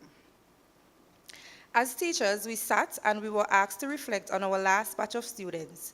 We were then placed into 5 groups and asked to identify some problems encountered and what we could do to address these problems. Problems identified included lack of parental involvement in students' lives and work. And that does not just mean that in some cases the parents more or less, they don't have time because of their busy schedule. Somebody mentioned that earlier. Their work clash with the time for the students. Sometimes they get home late, the child is already asleep, they can't assist. Also, in that light, our way of teaching has changed. Somebody also mentioned that earlier, whereby how we would have learned back then has changed immensely. So the parents, more or less, they don't know how to relate to the content of what is being taught in the school. It also had to do with poor community support for school activities. After each group shared their concerns, observations, and experiences, one thing became clear. Behavioral issues paired with poor academic performance were the #1 problem. Here are a few examples. Student A, which is a grade 4 student, he's known to be more or less a disruptive student. The teacher asked, "Hey, can we talk for a few minutes? I've noticed you've been having a bit of hard time in the class lately. Can you tell me what's going on?" The student, he shrugged. He said, "I don't know. I just get bored sometimes." Teacher, bored? Is that when you start acting out or getting into trouble? Yeah, I guess so. Teacher, okay, thanks for being honest. What do you think would help? Is there something you'd like to do more of? The student, thinking, I wish I could do more stuff with my hands. Teacher, like what kind of stuff? The student said, like gardening, planting things, watering them, and watching them grow. So the teacher said, gardening, huh? That's interesting. Do you think that would help you? He said, if I had a plant to take care of, I'd have to focus on it, right? It'd give me less time to get into trouble. And maybe after I take care of this plant, I'd be better off at focusing in class too. So the teacher said, that's a thoughtful idea. Let's see how we can make that happen for you. Mind you, this child has been showing up ever since that conversation to find out when is he going to start this gardening? When can he do something with his hands? There was another group that was interviewed. Now, these group of students, they came specifically from grade 6, and they were not so much a part of the disruptive bunch identified by some teachers, but they had concerns with students in their class who they noticed were not settled. So one of the girls said, the teacher said, "So I heard you girls have had an idea about how to help some of your classmates. Would you like to share?" One of the girls said, "We were thinking needlework could help." The teacher said, "Needlework? Interesting. How do you think that might help the girls or the students in the class?" The girl too said, "Some kids in our class aren't very confident. If they learn a skill like sewing, it might help them to feel proud by accomplishing something that they've done with using their hands or on their own." Girl 3 said, "And if they feel better about themselves, they might try harder in class." So the first girl said, "It's also calming, you know, miss. So it could help them to focus too and not stress in class because of the workload." The teacher said, "That's amazing. Thanks for sharing. I'll see how we can make this happen." Those were few remarks from the students at different levels, and we even spoke to some of the parents, and this particular response stood out to us. A parent shared that some students misbehave not just because they're bored in class, but also because they struggle at home. Often lacking attention and support from their parents, they agreed that hands-on activities are a great way to get children more involved and focused. The parent pointed to the grade 6 boys. Now, in the last academic school year, we had a mini testing where we had some grade 6 students who worked along with a rearing of chickens project. So the parents knew about it because the students enjoyed it so much, they went around and they were talking about it, they witnessed it. Some of the parents also had more than one children in the school, so they would have seen firsthand also what took place, That project made a real difference in the boys. Some became more responsible and showed better behavior and academic improvement. So, in their view, learning through hands-on activity is vital for children's overall development. These set of students would have also expressed to the teachers that they would have never done that at home in terms of rearing the chicken, taking the time to go feed them and cleaning and all of that. But they said, "Miss, you know, it was easier, it made more sense because we were doing it as a team." So they appreciated the fact that they had other students involved, their same age group, taking responsibility. Behavioral issues here includes disruptive behavior, and as you can see, some tantrums, disrespect to others, disobedience, as well as lack of interest, effort, and confidence. There is a strong correlation between students with disruptive behaviors and poor academic performance and motivation or willingness to participate in class. This is an important problem and one that's worth solving so that the students can grow into well-rounded boys and girls, not only academically, but also with practical skills and training, which can lead to better behavior as they feel more confident, engaged, and motivated in school. So, now what are we going to do about this issue? We began by analyzing feedback from teachers, students, and parents. Many students, boys and girls, shared that they would like more opportunities for hands-on learning, specifically in gardening and needlework.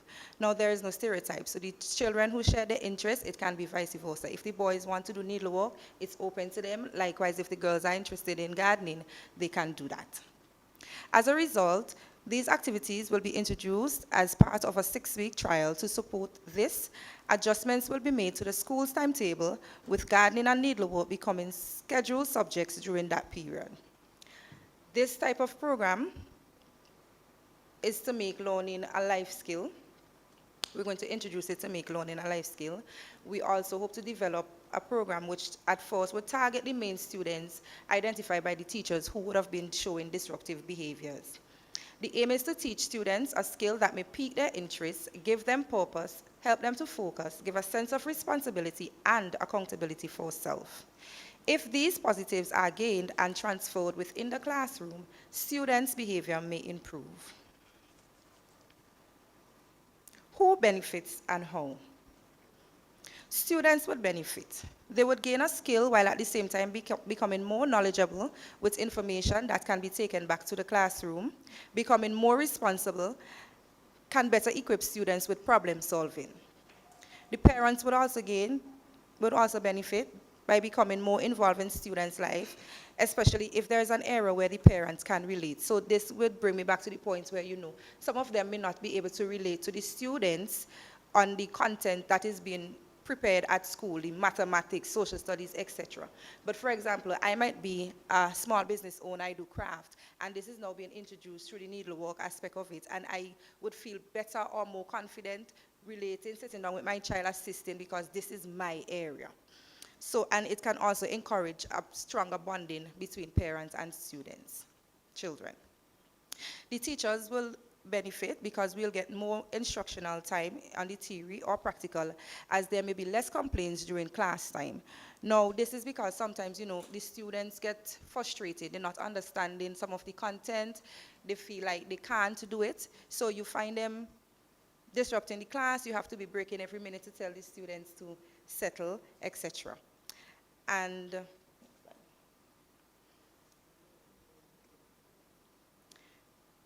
after, okay, so we would have spoken about this already with adjusting the timetable. And some preparation done to start the project. Here you can see. And to jump right into the project, we just want to, these are some of our costs to get the project up and running for the gardening and clothing and textile. For the children. Thank you so much. Thank you so much for listening.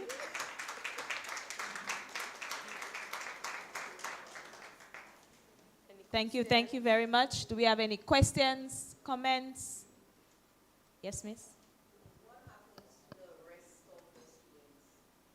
Because you schedule the students that are considered to be problematic. What happens to the rest of the classmates? Are they in class doing something else whilst these students engage in the co-curricular activity? Okay, so initially, right, it can be an interest to everyone, but just as a small target in the beginning, you try to work with those who are known to be disruptive. And remember, disruptive isn't only those who have outbursts and so on, but it's those who are attentive, those who lack motivation, right, those who show disinterest. You try to target those, because what we've noticed is there are those who are already, let's say for lack of a better term, making it, they're functioning and doing well, but then there's the rest of the class that's just not getting there. So we are trying to pique their interest, right? Boost their motivation and so on, so that they could function better in the class. When we see how this works, we can then spread it out.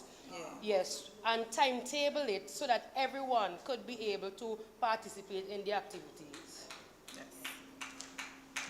That's it. Anyone else? Okay, thank you very much, ladies. Let's give them a round of applause, please. Thank you.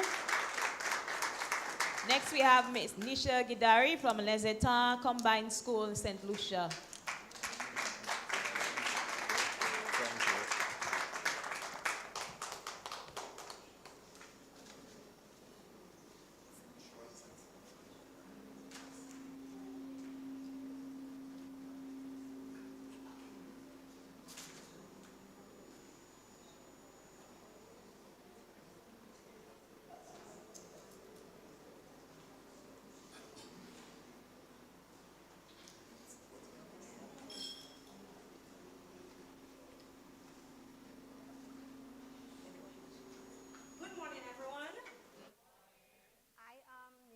Harry, currently the principal of the Les Etats Combined School. I have served in that capacity, I think, for about 3 years now. However, I have worked with the Innovation Lab. I have been involved in the Innovation Lab, I think, for about 4 years from the inception. So I have a very unique experience, a unique perspective, because I was engaged with Innovation Lab as a classroom teacher, as well as in my capacity as principal. I continued and I used innovation to help with improving my administrative duties, my duties as an instructional and a transformational leader.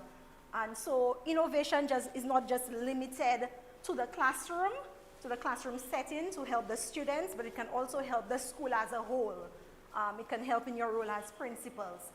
Okay, so coming from a teacher being involved in innovation, I really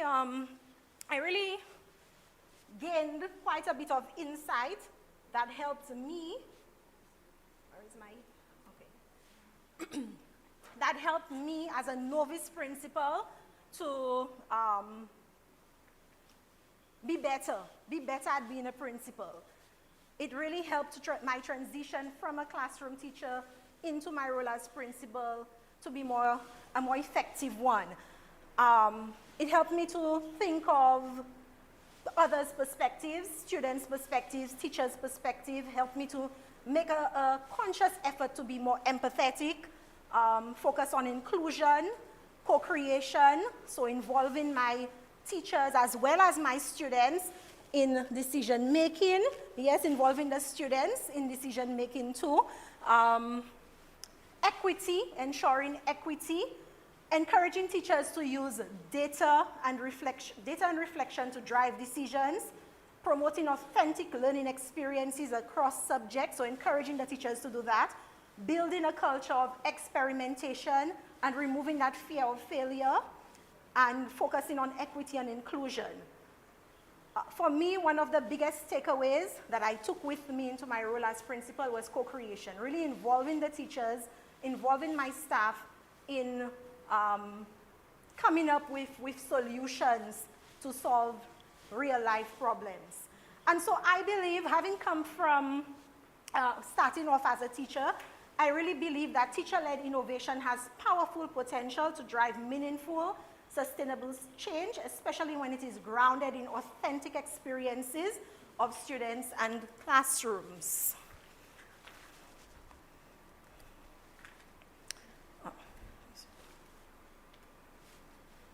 All right. Okay, so catering the stakeholder experience. This time around, although I have used the innovation process to come up with several innovations, and when we think of innovations, sometimes we think big, but some of the simple solutions, simple innovations work too. So I have used the innovation process to come up with solutions for existing problems at my school, both in the classroom and in administration. I'll just share quickly one of the innovations that I used as a principal, a few of them, using technology. So one problem that we experienced at the school was that the time book, teachers having to come into the office to sign the time book. Now, because of the layout, the structure of my school, it was difficult to do that. Because when they come in on the morning, sometimes they go directly to the classes because everybody comes on the bus with the students, and so they go directly to their classes and so on. So there wouldn't be much time to come in, sign the book, or sometimes the office is still closed. And so I created a Google timesheet, a form, a virtual form, and teachers would sign in. Now, I know you may say, but they can sign in from anywhere. However, we had that culture at the school where the principal is aware of where you sign in. So the principal is aware of what time you get there. We also have a culture of honesty, yeah? So I never really had a problem or a teacher who signed in the wrong time. I never observed that, and I would look out for it. But it never happened. Persons were honest, and they signed in their right times, and it worked.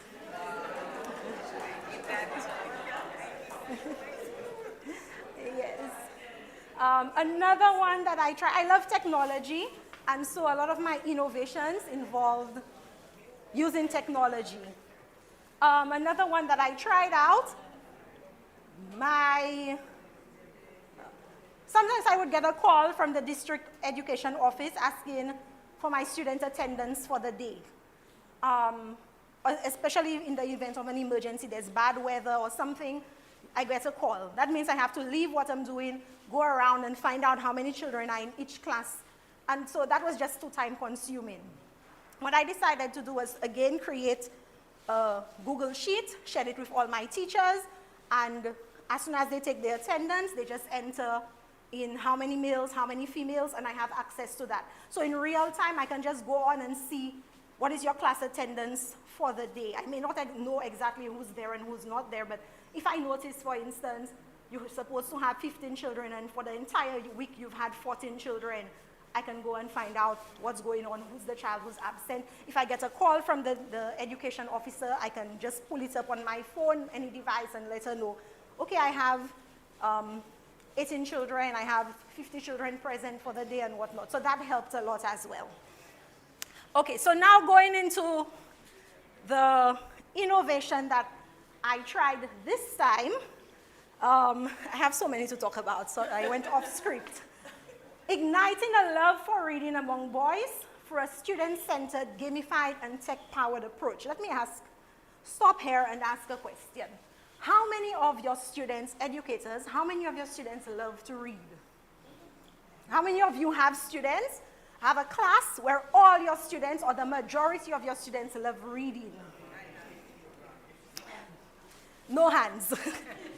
So that in itself is a problem. We want our students to love reading, not just endure reading, but enjoy reading.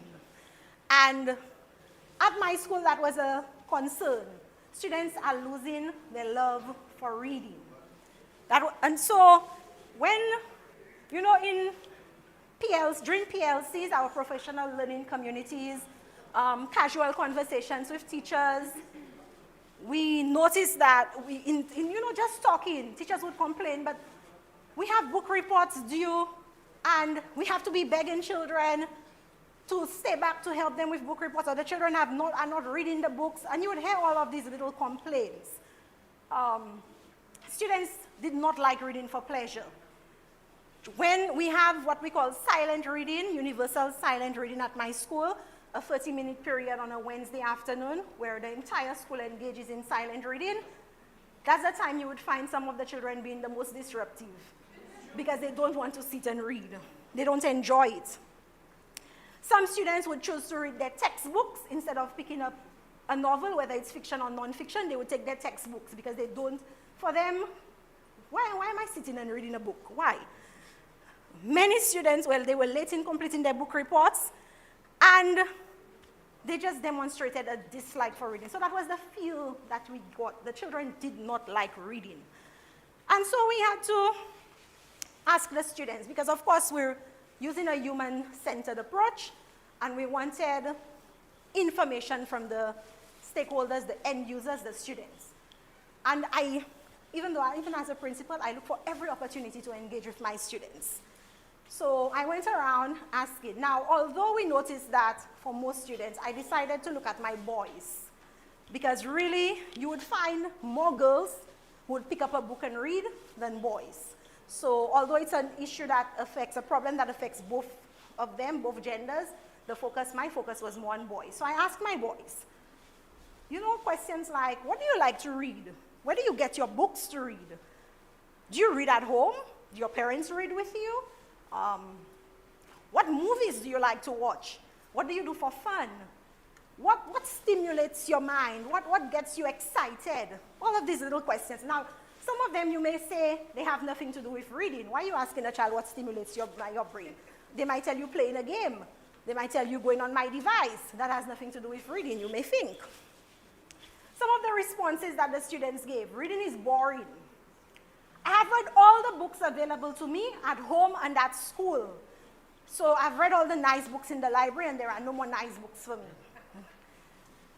And one of the honest, sad responses that I got: I cannot read. I want to, but I cannot. The books available to me are not interesting.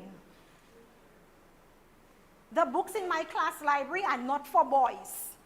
They are more suited for girls. They're girl books. I prefer playing on my device or watching television than reading, because of course they see reading as boring.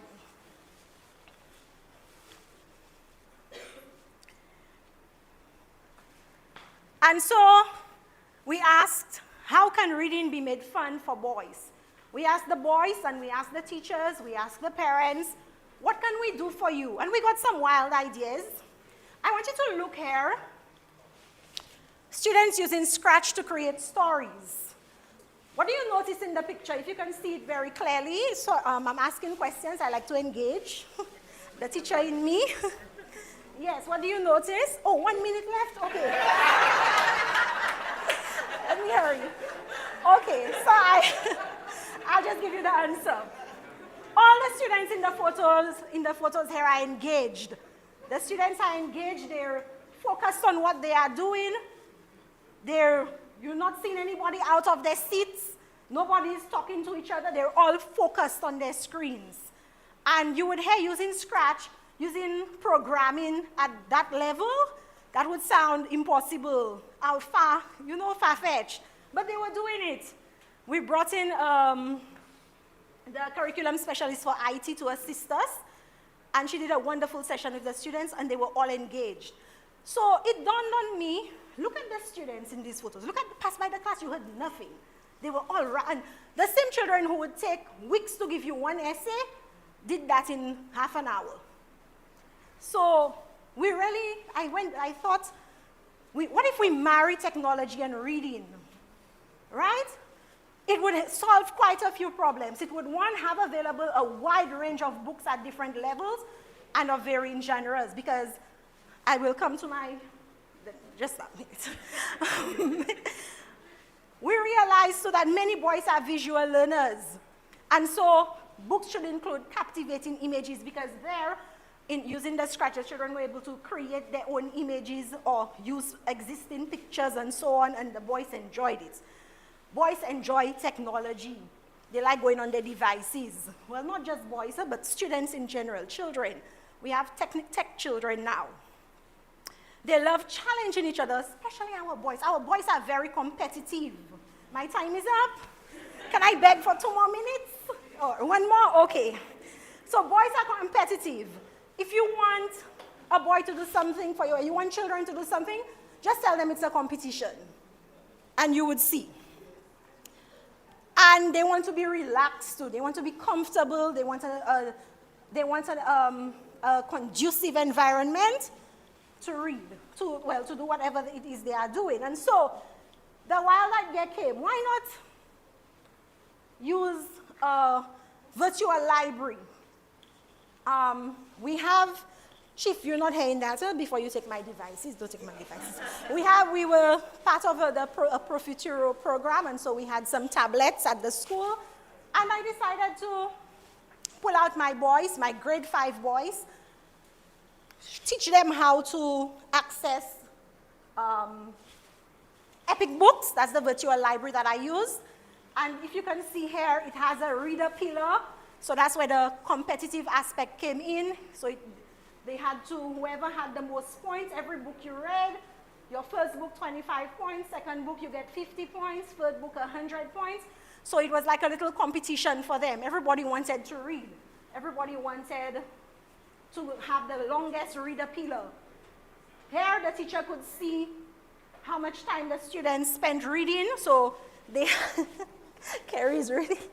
They have their, so you know that the child is not playing a game on the tablet that you have given him or her, but they're actually reading, because you can see how much time is spent reading. You can have them pick their own books, or you can assign books to them, and all of that. And so, although it was only piloted for a short period of time, but it will continue, we saw a lot of success. Some things that were not even anticipated, we saw it happening. The children would come to find me at 12:30, the boys, imagine, because we would do it from 12:30 to 1. The boys would come to my office to find me, Miss, it's time, so that we could go into our reading space where there was a couch. They could bring their mats, their towels, lie down on the floor with their devices and read. So they would come to find me, and everybody would be lined up outside waiting so we could read. Those who were struggling readers, they had their headphones for audio books. And I would pass around and actually see them sounding out while listening to the books. So that worked. I also told them that if they're done with their assigned task given by their teacher, they could always find me, and I will give them the device to read. And would you believe that one student, the teacher always complained about not completing his work. On day 3, came to me and said, Miss, I'm done with my work, so the teacher sent me. And the teacher came and said, Miss, you know he finished his work today? And although that was not the intention of the innovation, but it helped with with student behavior as well. All right, so the boys were motivated, and I was quite satisfied. Thank you. Any questions?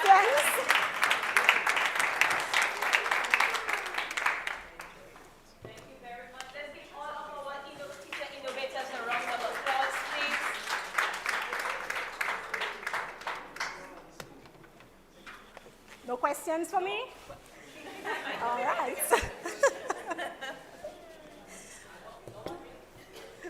No questions.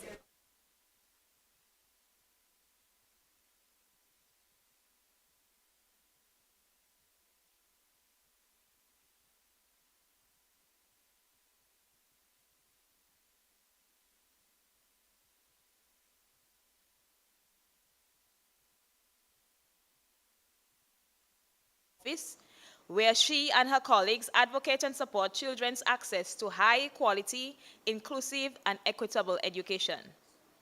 Prior to UNICEF, Tracy was Research Fellow in the University of the West Indies St. Augustine School of Education, where she is also pursuing a PhD in education with a focus in evaluation. She has also held monitoring and evaluation positions within the Trinidad and Tobago Office of the Prime Minister, Gender and Child Affairs Division.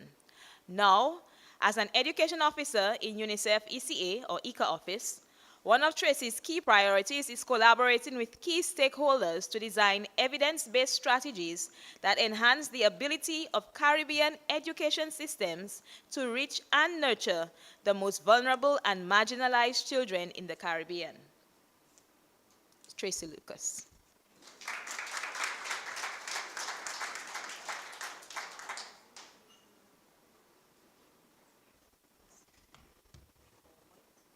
Yes.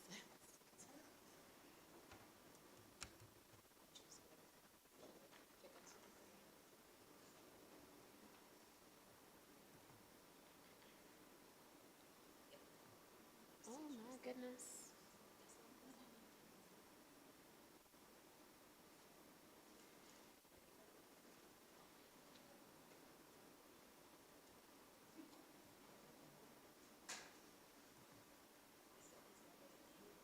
No? Nothing? Apparently my computer decided it is lunchtime. Let's try one more time.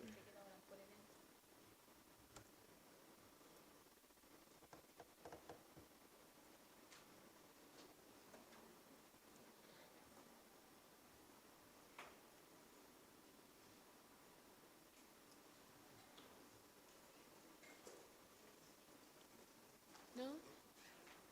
Let me check quick, please. Tracy will be presenting on UNICEF Eastern Caribbean Area, formative evaluation of UNICEF's support to the education sector in the framework of the UNICEF ICA COVID-19 response plan. Go back to your presentation.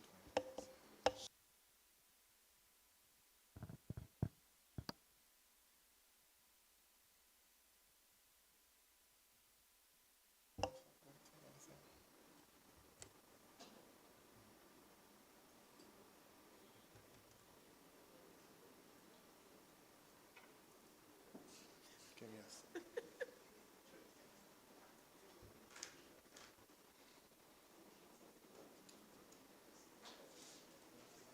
Nothing? Yeah. You have a flash? Now, I know that we're done with all our innovation presentations, but I hope that Hearing from the other teachers from the other islands, the other schools may have inspired some of you sitting here to come up with some ideas yourself that you may want to formulate and implement at your schools. Those of you who already have projects or ideas, it may help you to further refine what you want to look at. So I just want to encourage you to use the time in between or during lunch or before to network. You talk to each other. Maybe you may want to ask some questions, pick someone's brain a little bit more. So use that time or that opportunity to network and perhaps gain some information. Keep going. Okay, well, still. Thank you. Good afternoon, everybody. So, of course, I have the best moment to present right before lunch when everybody's already thinking about how much food to put on their plate, how much dessert they shouldn't be eating, right? Hey, lovely. Thank you so much. So my name is Tracy Lucas. As introduced, I'm the Education Officer in the UNICEF Eastern Caribbean Area Office. We oversee work in 12 Caribbean countries, including the lovely island that we are in. Anybody here from St. Vincent? Ooh. Ooh, listen, I sit in at the St. Lucian table, you know, you're going to get me in trouble. All right, great. Well, I am happy to be here for several reasons. One, because this is, well, okay, it's my second time in the country. My first time was 2 weeks ago. This is my second time, but my grandmother from here. So technically, I could say, Vincent, right? Good. The second thing is just the theme of this, this forum has peace of my heart because my PhD, which you heard, is part evaluation, but also my focus is on how schools can build children's creativity. And creativity is a key prerequisite to innovation. And the third thing is just hearing the stories and the ideas and the initiatives that you all have come up with in your classrooms. So, noting the time, I'm going to try not to ramble on about the several things that I love so much, and I'm going to focus instead on what we have done. So, during COVID-19, I was not yet in UNICEF. I've only been here for 2 years. But during COVID, UNICEF ECHA did a lot across the 12 countries. And as we all know, it's one thing to do something, but it's another thing to find out if it actually worked. Even more important is what have you learned from what you have done, which is what you all are talking about today, right? How your innovations have worked. And so today, I am really not presenting the actual findings per se, a percentage of this, percentage of that.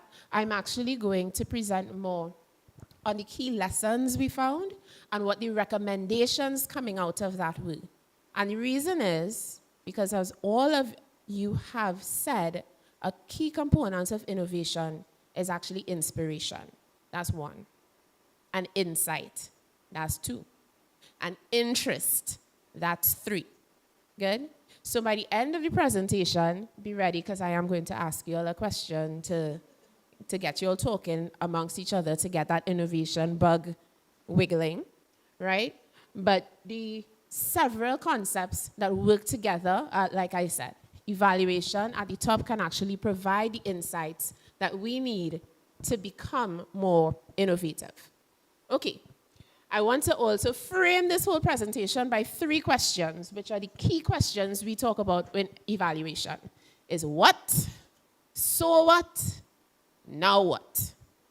Will you hear that? What? I should say it with a Caribbean thing. What? So what? And now what? Right? Good. So the first question is, what did we do? What did I do? Okay. So we did a formative evaluation, and basically we were trying to... Need something? You're good? Okay, good. We did a formative evaluation with a learning focus, right? We wanted to demonstrate what the best practices were to ensure continuity of education when we have disasters and emergencies. We know we have a plethora of them. Hurricane, flood, volcano, right? And sometimes more than one at a time, right? So what we wanted to do was ensure that what we did, we can learn from for future. right? So we wanted to look at the coherence of our response, the relevance of the response, how effective and sustainable it was. And then we wanted to determine what the results were, which we're not talking really much about today. But we wanted to find out how we were able to address disparities and inequities, and to identify what really worked well and what we need to do moving forward. So our scope was looking at April 2020 to December 2022. And we focused on, actually, even though the initiatives were across all 12 countries, we focused mostly on 7, with a deep dive in Trinidad and Tobago and Barbados. And we looked at children not only looking at, how to put it? We did a special focus, I should say. We made sure that we did not exclude those children who were particularly vulnerable and marginalized. So that included children with disabilities and children from migrant backgrounds. You cannot read this, but I can. So this is just really a list of some of the initiatives we had during COVID. Some of you may or may not have been involved. If you were, great. Why is this flickering so much? I'm telling you, my computer is ready for lunch. Thank you. That's okay. We'll move on. But our initiatives included devices, a lot of devices, teacher training, hygiene and sanitation, development of digital content through NotesMaster, etc. And how we collected data to find out how well we did and what impact we had is that we had a desk review of 50 documents. Sorry, I say we as if it's only we, but we commissioned a study. And so the evaluation team went through 50 documents for desk review, had over 30 key informant interviews, 97 surveys from across the countries, from 9 countries, and 12 focus group discussions with 72 participants. So this was really a very well-informed study. So the next what? What did we find? So generally, we didn't do too badly. We had a very relevant response, and it was marked by, as it says, strategic partnerships, rapid adaptation, and a shift from emergency response to long-term strengthening. It's one thing to out a fire, but it's another thing to put in fire-resistant walls, right? So our evaluation offered some key lessons which speak to how we could improve future resilience, equity, and quality in education. So this is the point at which I issue a little challenge to you all in the room. So we spoke about interest, inspiration, insight, etc. When I share these key lessons and recommendations, I want you to see which one makes you go, I could do something about that. Challenge accepted? Sorry? Okay, I know you're hungry. I know, just hold on a second. All right, I'm gonna skip this. And I'm actually going to skip the first 2 because they were more about UNICEF specific. So it's just saying that the response was relevant and coherent. Good for us. I want to start where it's effective. So we had an effectiveness of digital and hybrid learning. So the results told us that digital learning enabled continuity during school closures and supported teacher capacity development. Whether or not it was UNICEF, is that something that you all have learned? That's an experience that you all had during COVID? Okay. Digital tools were most effective when used to complement and not to replace teachers. Okay. And last, students and evaluators still valued direct interaction, reinforcing the importance of hybrid learning models. Yes? So even some of the innovations that we heard about just now, even if they included devices, they were not teacher-less. Okay, 4, 5, and 6, let's go. Sustainability challenges. We had some success with some of the programs like GIGA and NotesMaster. Those were technological initiatives, but sometimes we know that sustainability is hampered by short funding cycles, skills, which I think we all recognize. I heard the plea earlier for some for some support, right? Sometimes the government priorities and financial constraints are not stable. And of course, we have persistent gaps with ICT infrastructure and regulation. Sometimes I would say that I hear people saying, well, COVID happened, everybody have a device. No, not anymore. And plus, they make devices to fail after a few years now too, right? Okay. All right. And then we also need government buy-in, strong policy frameworks, and investment, et cetera, et cetera. Let's talk about inclusive and equitable education, because this is why we're really here, right? So we did pretty well in supporting vulnerable learners, including children with special needs, but sometimes we did not have enough disaggregated data to really make very comprehensive initiatives or strategies. And I think we could all agree that as a region, when it comes to data, it's like pulling teeth. A lie? A lie? Oh, okay. All right. So sometimes governments deprioritized inclusive digital education due to funding constraints, because sometimes the assistive technology is expensive, right? Right. Last but not least, the role of families and communities. I don't think I need to say anything about this. Choir. Good. So now so what? Recommendations. Let's see if you can identify if any one of these recommendations might be something that you are already doing or might be able to do something about. And where I will make a plug here is that even though innovation, bless you, innovation starts with inspiration and interest, it goes nowhere without collaboration. Is that true? Okay. Keep that in mind that you said yes or no, because that means you have a task at the end of this. Good. So the first thing is to expand and sustain digital learning. This is nothing new to you. I think we all recognize this, right? So this includes advocating for integrating digital tools. So I think we heard about the reader pillar sometime just now, right? Support the investment in ICT infrastructure. Well, I know teachers are the first advocates for any type of investment in the classes. And promote clear national policies and funding frameworks. We have any, I know we had some policy makers earlier. Do we have any policy makers still here? Okay. All right. Second is to develop inclusive, shock-responsive education plans. Now, while this might seem above the classroom, I think it's also important in the classroom. Do your children know what to do when there's an emergency, right?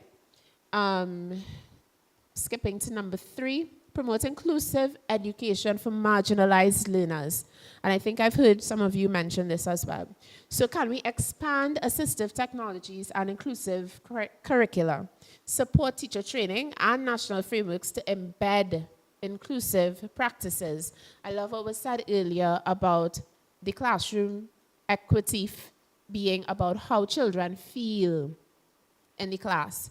And I would say, going a little left but still related, that one of the findings with the dissertation that I was doing on promoting creativity in classes, children who did not feel like they belong, there was no way that they're going to be creative. If they do not feel psychological trust, a safety in the classroom, if they do not trust that somebody is not going to just laugh at their ideas, they're not going to be creative. There's not going to be a culture of innovation, right? So promoting the inclusive education sometimes it's about our children who have special needs, but it's also about, in general, making sure that everybody feels welcome and worthy. Okay, improve data for the... You all saw anything yet that made you go, that's mine? Oh, okay, we got a couple. Right, so improve data for decision making. Strengthen data systems to capture outcomes across all learner groups. Link education data with social protection and health systems for more responsive programming. I'll go say that one again. Link education data with social protection and health systems for more responsive programming. What are hungry children like in class?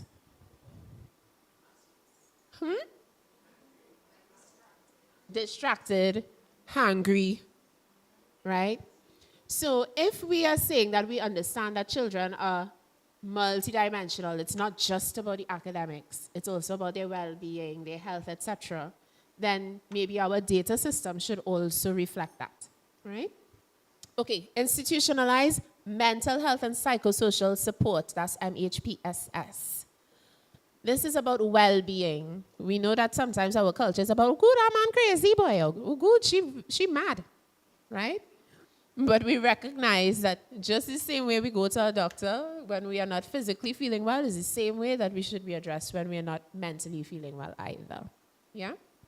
And this is something that we can actually integrate into curricular and professional development. So teachers can be trained in, for example, psychological first aid, which I promise is a thing, which some of you may already know about, for example, with UNICEF's Return to Happiness program and things like that, right? Provide culturally relevant resources for educators, students, and caregivers. Sometimes we are always taking information from outside, which is good, but we also need to adapt it, right, to be culturally relevant. Yes? Yes, I'm preaching to the choir. Right. Ensure cross-sector support and alignment with national education strategies. We know that sometimes that is difficult, right? Sometimes we have policies that actually conflict or contradict each other, right? But we do what we can, and we raise awareness and work around it sometimes, let's be honest. All right? Last two, engage families and strengthen household preparedness. I remember hearing about the WhatsApp group. You have to reach families however you can reach them. Sometimes they are not going to come to you. Sometimes they can't come to you. So we meet them where they are, right? Last week, actually, the Transforming Education Symposium held in Barbados. I don't know if any of you all had a chance to actually go or to check in, but it was all about parenting, parental involvement and engagement and the difference between that. And so I'd invite you, I think they probably have recordings online, but it was very interesting, and they just started the new regional PTE, all right? So that's something to look out for. I know, exciting, right? Good. So we need to support families with tools and training. Last but not least, timely and adaptive evaluations. Sometimes I will be very honest, coming from the evaluation sphere in the public, what is it? Service, thank you. Right? Sometimes, you know, you have programs that come out. What? They run in 2 years, 3 years, 5 years. It working? No evaluation. Right? And sometimes you always have to plan evaluations at the beginning. What are you going to do at the end to know that it's working? What are you going to do even during to know that it's working? Okay? So evaluation, like innovation, is also something that can be culturally nurtured. Yes? And I would argue that evaluation is actually a critical part of innovation, because how else will you know that your innovation is working? Good. Now what? This is the part where you come in. I'll go back one. So who saw something? They said, I think I could get on board doing something that related to that. Anybody? Two people. The rest of y'all just hungry. 3 people. Okay. Well, I hope everybody took a note, because I am going to give you a 2-minute task, depending how much time do I have, timekeeper. I'm good?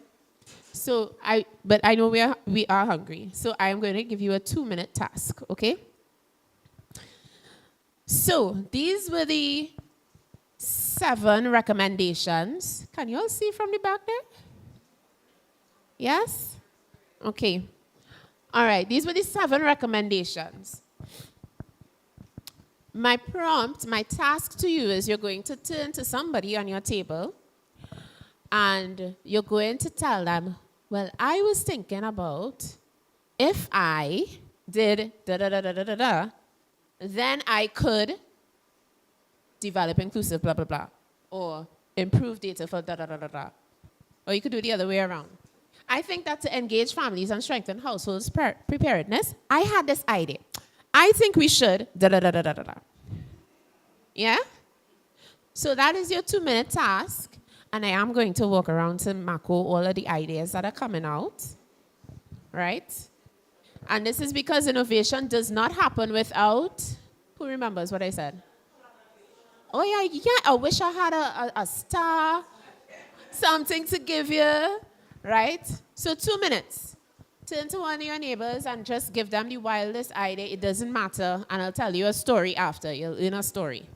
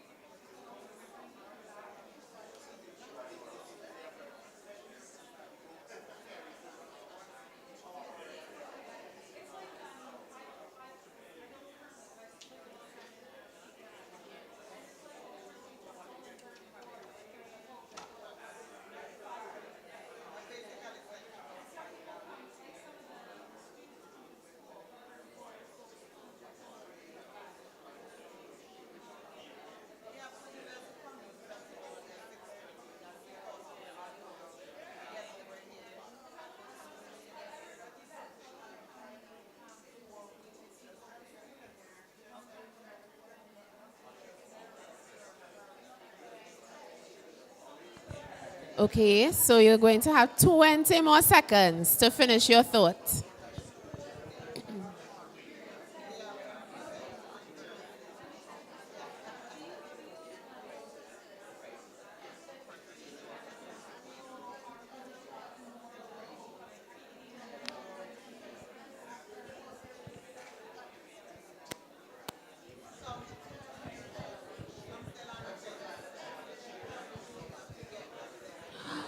All right.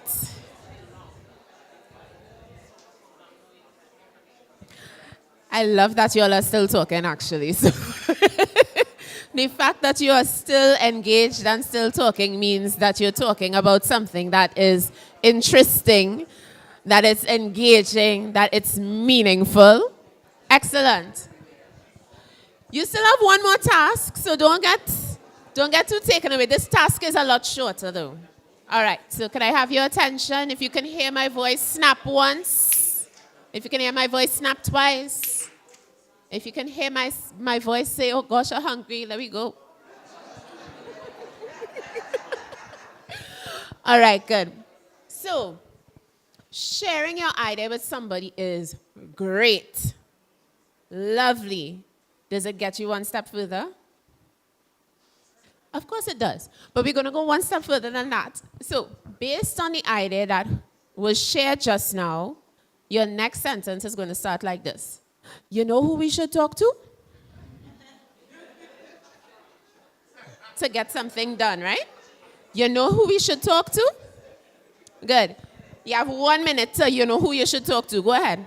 1 minute.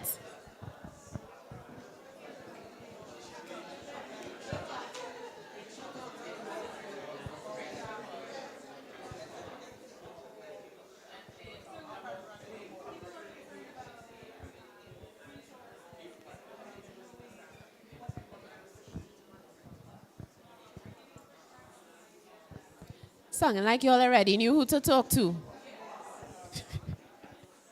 Okay, good. So I have one last question. It's true, I'll cut the minute short, so they still have about 10 seconds. 9, 8, 7. They have a lot of people to talk to. 6, 5, 4, 3. You know, as a teacher, you know the term pedagogical noise? When children are excited and engaged, I just love it. Okay, so that minute is now over. Attention back to the task at hand. Just out of curiosity, how many of you think you might actually try to pursue that idea a bit? Whatever idea came out. 1, 2, 3, 4. That's not bad. That's not bad. Excellent. So I did promise you a story. And it's a story to do with innovation. 1.5 stories. The first story is not a story. It's just a anecdote, right? There is a man named Franz Johansson somewhere in the world. You may or may not have heard of him. He wrote a book many years ago called The Medici Effect. And in that book, he speaks about, I think it was an Italian village. I hope I'm not wrong, but please take this with a pinch of salt, right? And what was great about this village is that there was a lot of diversity. It's where people used to come from all different parts of either the world or Italy, whichever. And because of it, there was this richness in conversation and ideas. And ultimately became a place of innovation. And that's what I think today could be if you let it be that, right? Now comes the story on how you could let it be that. I'm not even talking about evaluation anymore. I tell you all, I can ramble sometimes, but I promise it will help. So, once upon a time, there was a group that had to determine how to remove icicles from an electric wire because it was very dangerous where it was. And so this group came together and started to pitch ideas. And they were allowed to pitch the wildest ideas that they could. Somebody eventually said, God, you know what? If we had a dinosaur, we could just let the dinosaur roar and let it go shake off all the icicles. Do we have a dinosaur? No. But we have helicopters. And maybe if the helicopter hovers, then you get the same effect, right? This is why when you're brainstorming, which is critical in innovation and creativity, it's important not to cut down the wildest ideas necessarily. You can dig deep into it, find the principle, and then apply that however, right? I say this to say that sometimes our culture, Caribbean culture, is to go, no matter what. So my ask of you, as a fellow Caribbean person who wants us to be an engine of innovation, is the next time you're kind of inclined to say, no matter what, ask instead, how we might be able to make that happen, right? And who else we need to talk to make it happen. Cool? So that is your now what. Great? I really do hope that you are able to pursue some of those ideas that you all were able to talk about. And just because this presentation is over doesn't mean that your discussion needs to be over. We go into lunch. The best ideas sometimes happen when lunch happens because we'll no longer be hungry. All right? So everyone, thank you so much. And it was a pleasure to be here. Thank you so very much, Tracy. Thank you for that address. And sorry, your computer was misbehaving. I tell you, it was hungry. It was hungry. Okay, so that brings us straight into lunch. However, is there anyone who has any questions, any comments you'd like to make, Tracy? Okay, so I guess that means we're really going to lunch then? Okay. All right then. So we are now going to lunch, and we are back here at 1:45, which would bring us back on time. Oh, you'll cut your talk down? We're going to hold carry to that? 2 o'clock. So we reconvene at 2. We don't walk back at 2. We reconvene at 2. So enjoy your meal, and we'll see you back here at 2. Thank you so very much.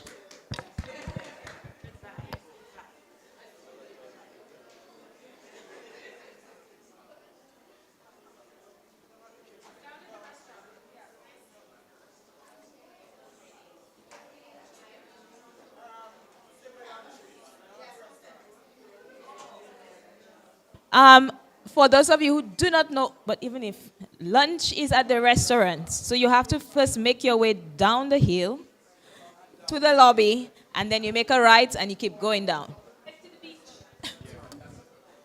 Oh, wherever you see the pool, just keep going.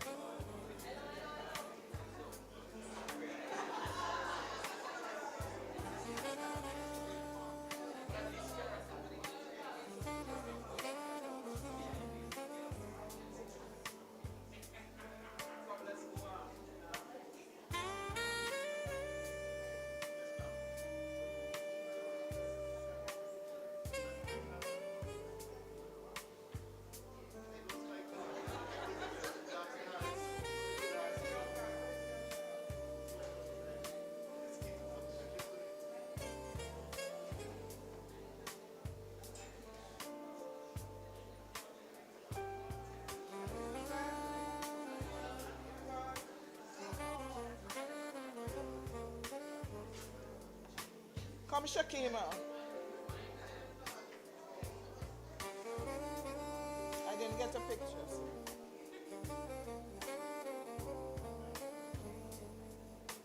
So we'll get more than one.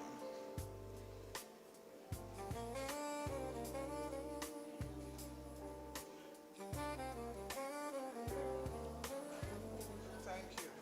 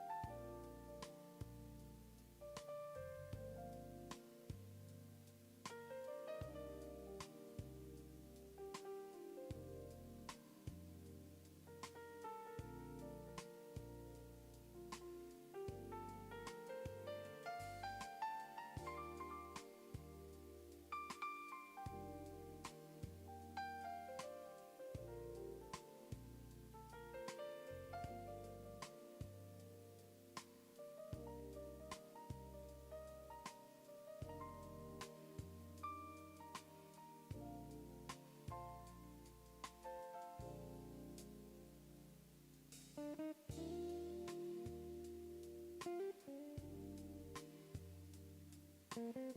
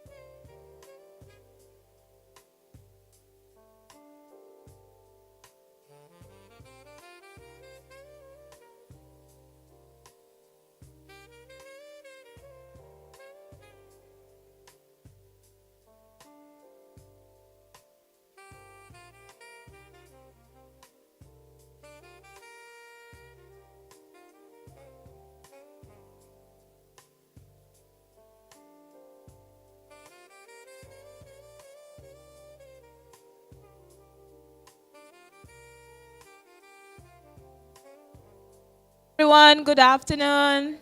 We're back and ready to rock and roll. Good afternoon. I hope you had a lovely lunch. I hope you got to network, talk to each other, socialize, meet new people, get to know people better, those you've met before. I'm going to be 30 minutes max. Okay. And she's going to hold you to that. Okay, let me first introduce Miss Carrie Wright. Carrie Wright. She's going to be presenting data on our grade 1 and grade 6 information that we collected as well as our teacher data presentation. During the course of our project, we have been collecting data in all 3 islands from grade 1, grade 6 students, as well as teachers and the principals. So she's going to be presenting the information to you all. For some of you, it may not be new. For the others, it may be new.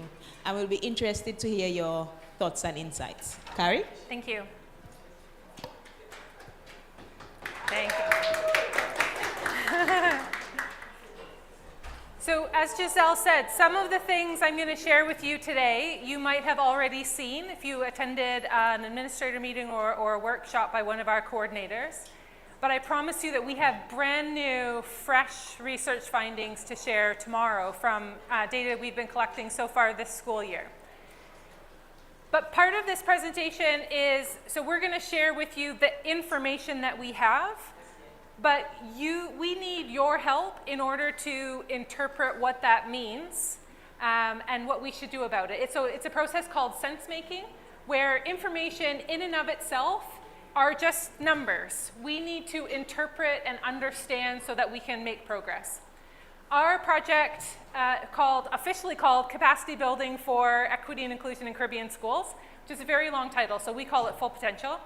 It was inspired by a conversation at the ministry offices in St. Lucia, where at the end of our first research project on teacher-led innovation, we invited them to name some priorities. What's important? What do you want to work on? What do you think that we should be doing to help?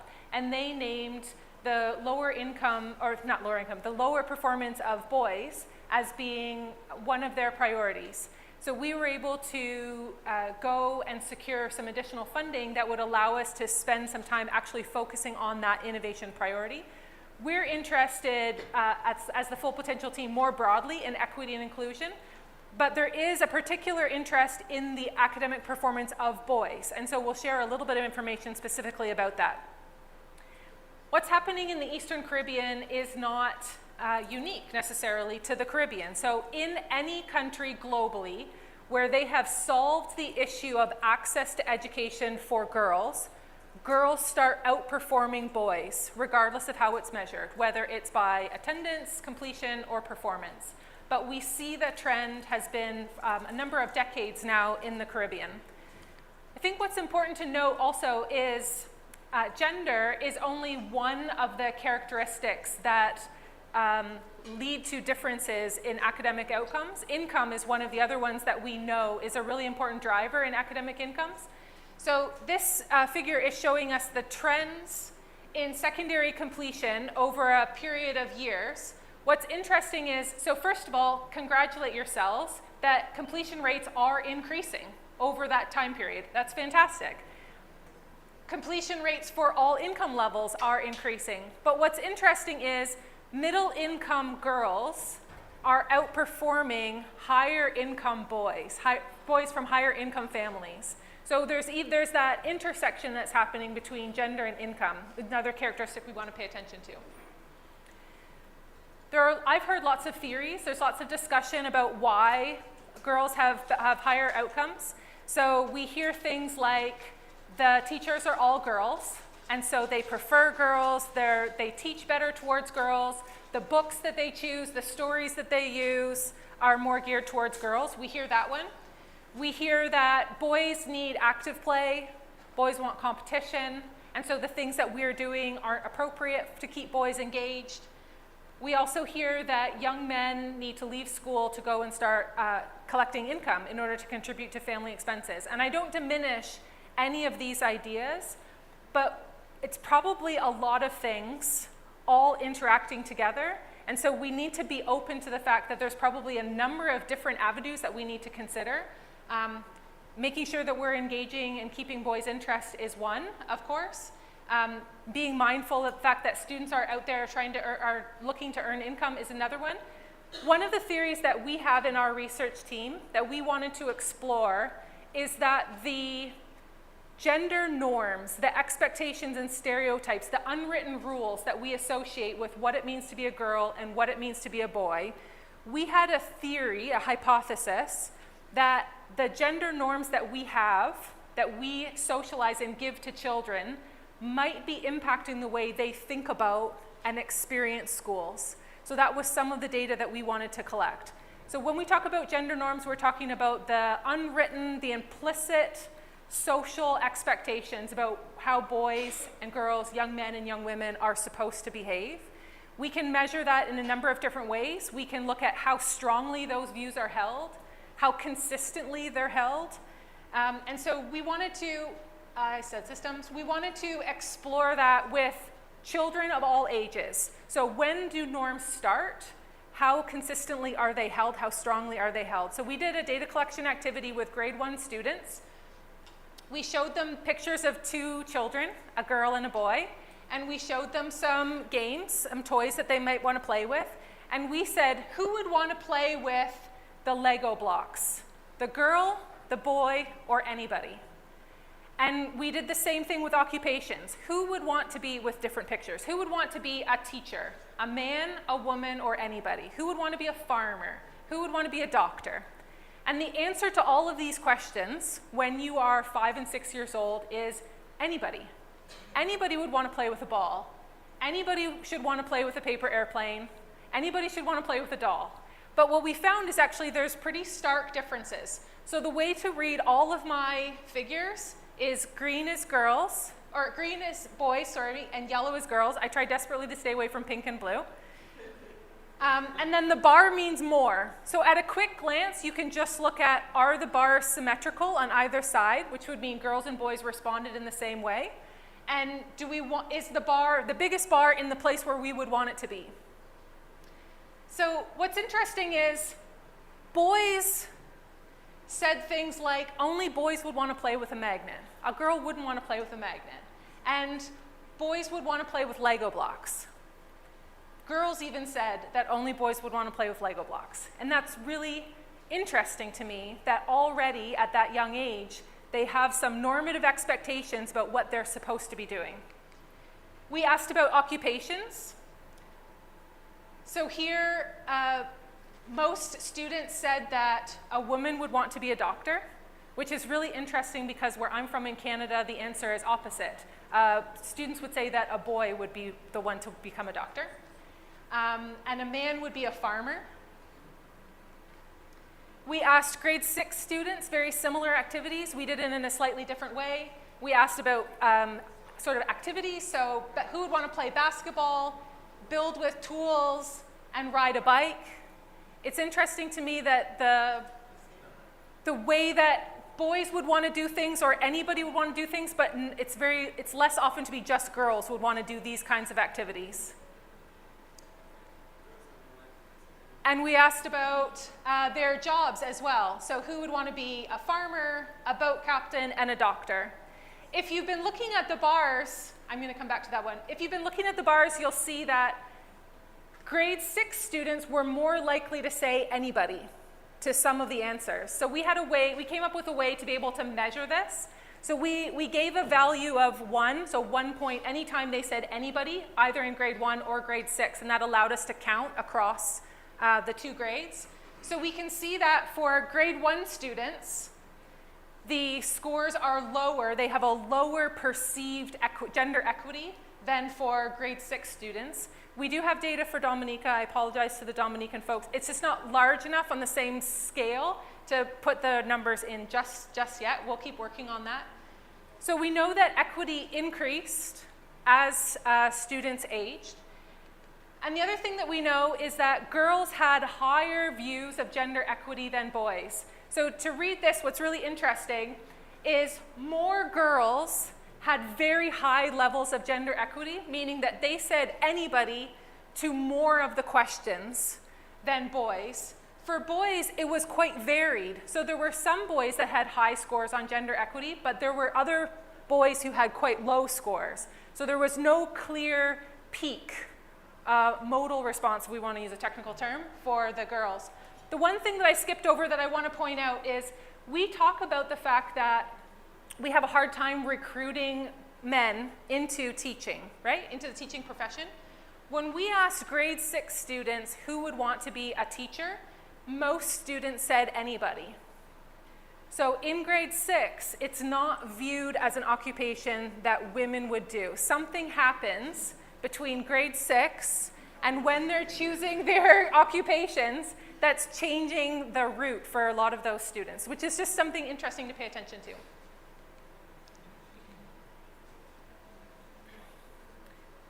We're interested in diving a little bit more into this about student experiences of gender. So we asked grade 1 students if they were ever told not to do something because they were a boy or a girl. And a lot of students said that someone told them they shouldn't do this because they were a girl. Girls weren't supposed to play with balls of all kinds, soccer balls, footballs, or play hide and seek, or play with cars and trucks. And boys reported that they were told not to play with dolls. And there were a couple of boys who said they were told not to play with Legos, which is also a very specific one. And I'll say that this was an open-ended question. So we just asked the question with no guide to any of the answers. But we know from another question that girls like to do sports and active play. So it's an interesting thing, I think, to discuss about, is it okay for girls to play soccer if they want to? Even though we have some girls saying that they've been told not to do that in class. So we hear that students are different, that girls and boys want to do different things, but when we just asked them, they actually gave us very similar responses. Again, an open-ended question. Lots of boys said that they liked learning, that they liked reading books, that they liked working on spelling. Some students said that being kind and helping the teacher was their favorite thing about school, which is nice. But girls also said they liked active play. Some of our best data so far comes from the grade 6 students, and then tomorrow I'm going to share with you some of the responses to these same questions for the secondary school students. So we asked grade 6 students just about their school experience. So how has the school year been going for you so far, and how often did you get in trouble? So grade 6 students already have a difference between girls and boys in their overall perceptions of how the school year has been going. So 19% of boys, that's a sizable number, that's almost 1 in 5, said that the year has not been good, not great. So even in grade 6, we might be losing those kids if they have not great years and then they don't change that around. We know there's all kinds of motivational kinds of things that might happen to them. One really positive thing we learned, so we were interested in whether they felt there was a teacher or another adult at the school who believed that they would be a success. And we have pretty strong responses from this and pretty equal across girls and boys.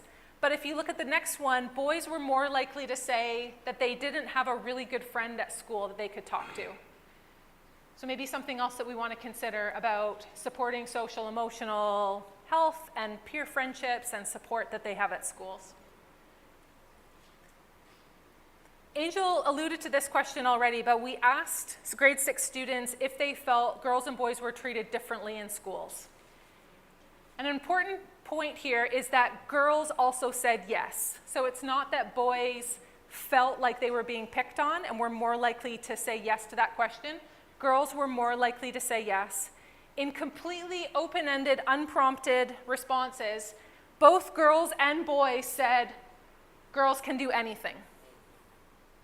So that girls know that, and boys know that, might speak to how girls and boys feel in the classroom.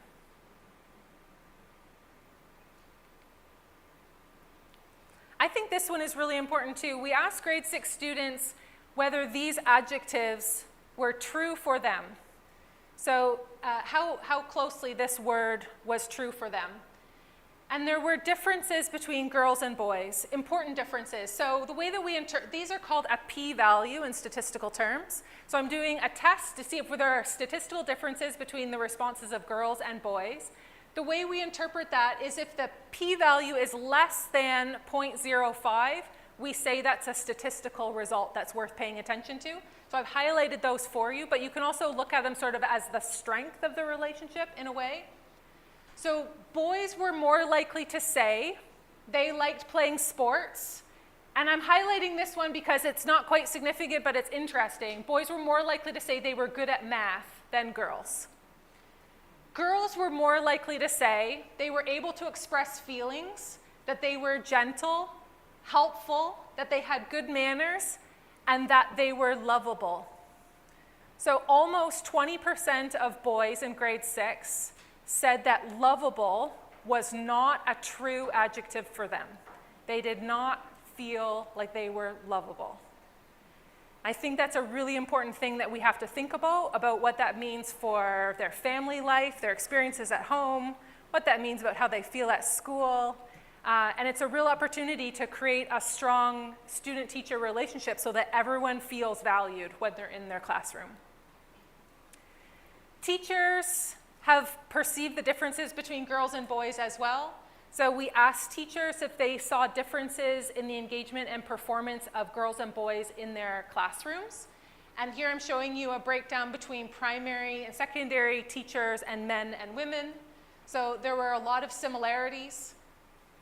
We dug into this a little bit deeper. So when we looked at responses to things like bullying, to differences, we found that junior teachers were less likely to observe differences, less likely to report observed bullying, things like that. So there's a lot to be said about experience that you gain from being a teacher and about how experienced teachers can be mentoring and guiding some of the younger junior teachers.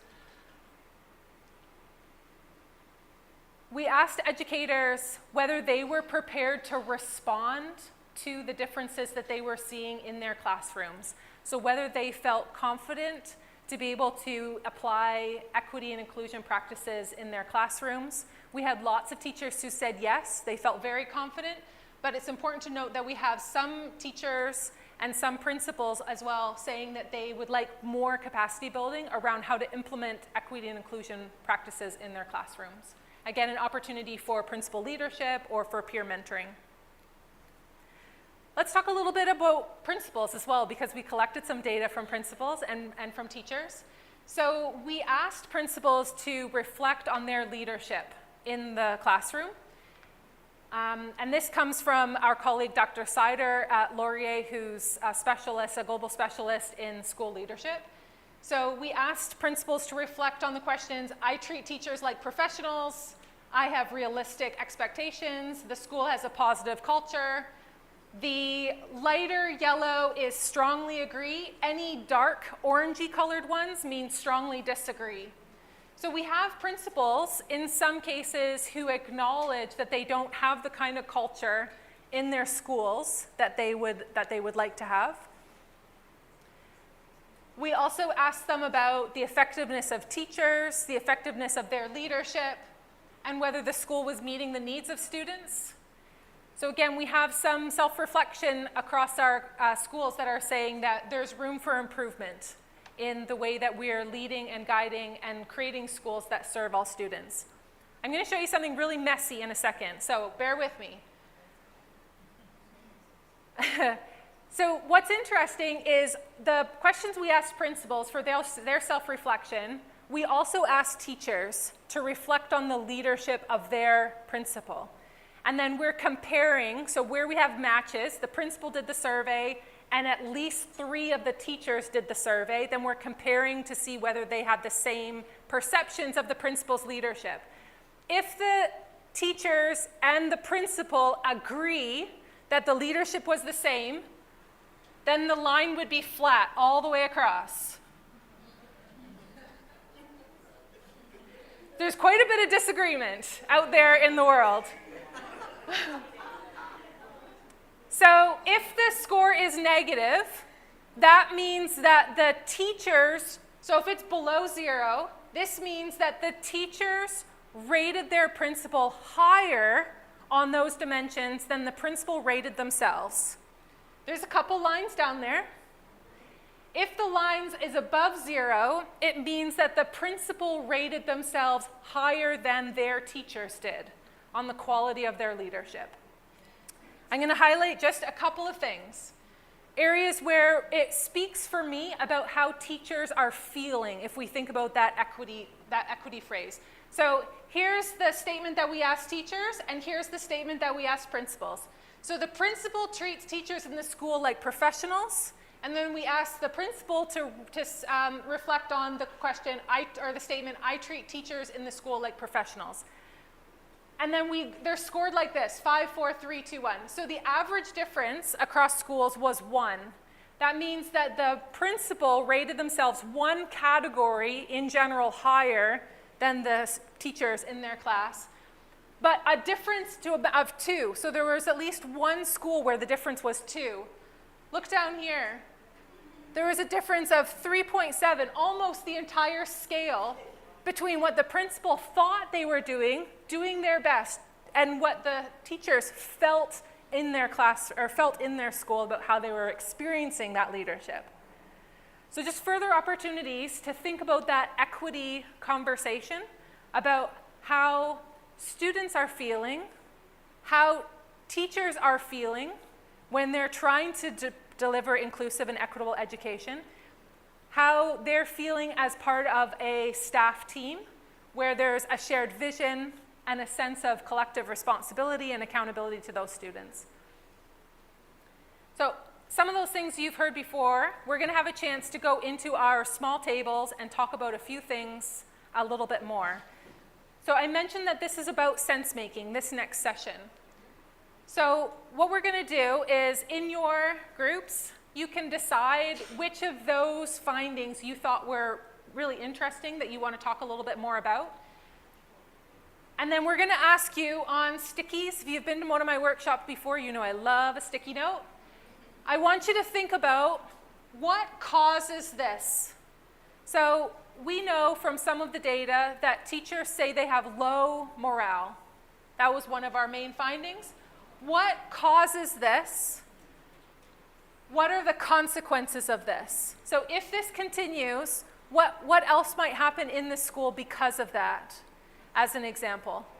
This helps us with that system view. We're going to be able to bring in more perspectives, and we're potentially going to be able to identify some places in there where we can intervene in order to make a change that we want to see in the system.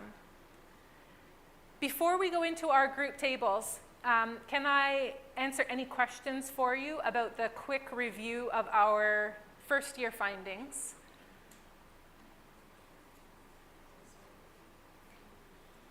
Wonderful. Yes, so let's go into our smaller groups where we'll have more time to talk about it, to digest the information. And then we're going to do this exercise with our sticky notes on, thank you. We're going to do this exercise on 2 or 3 of the main findings that you think are, that your group thinks are really important. Okay? Thank you very much.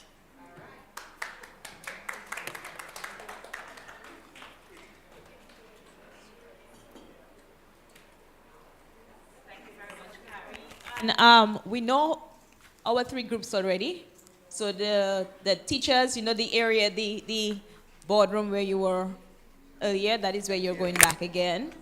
And Carrie will be over here with her administrators, and Inja will be in here with her principals.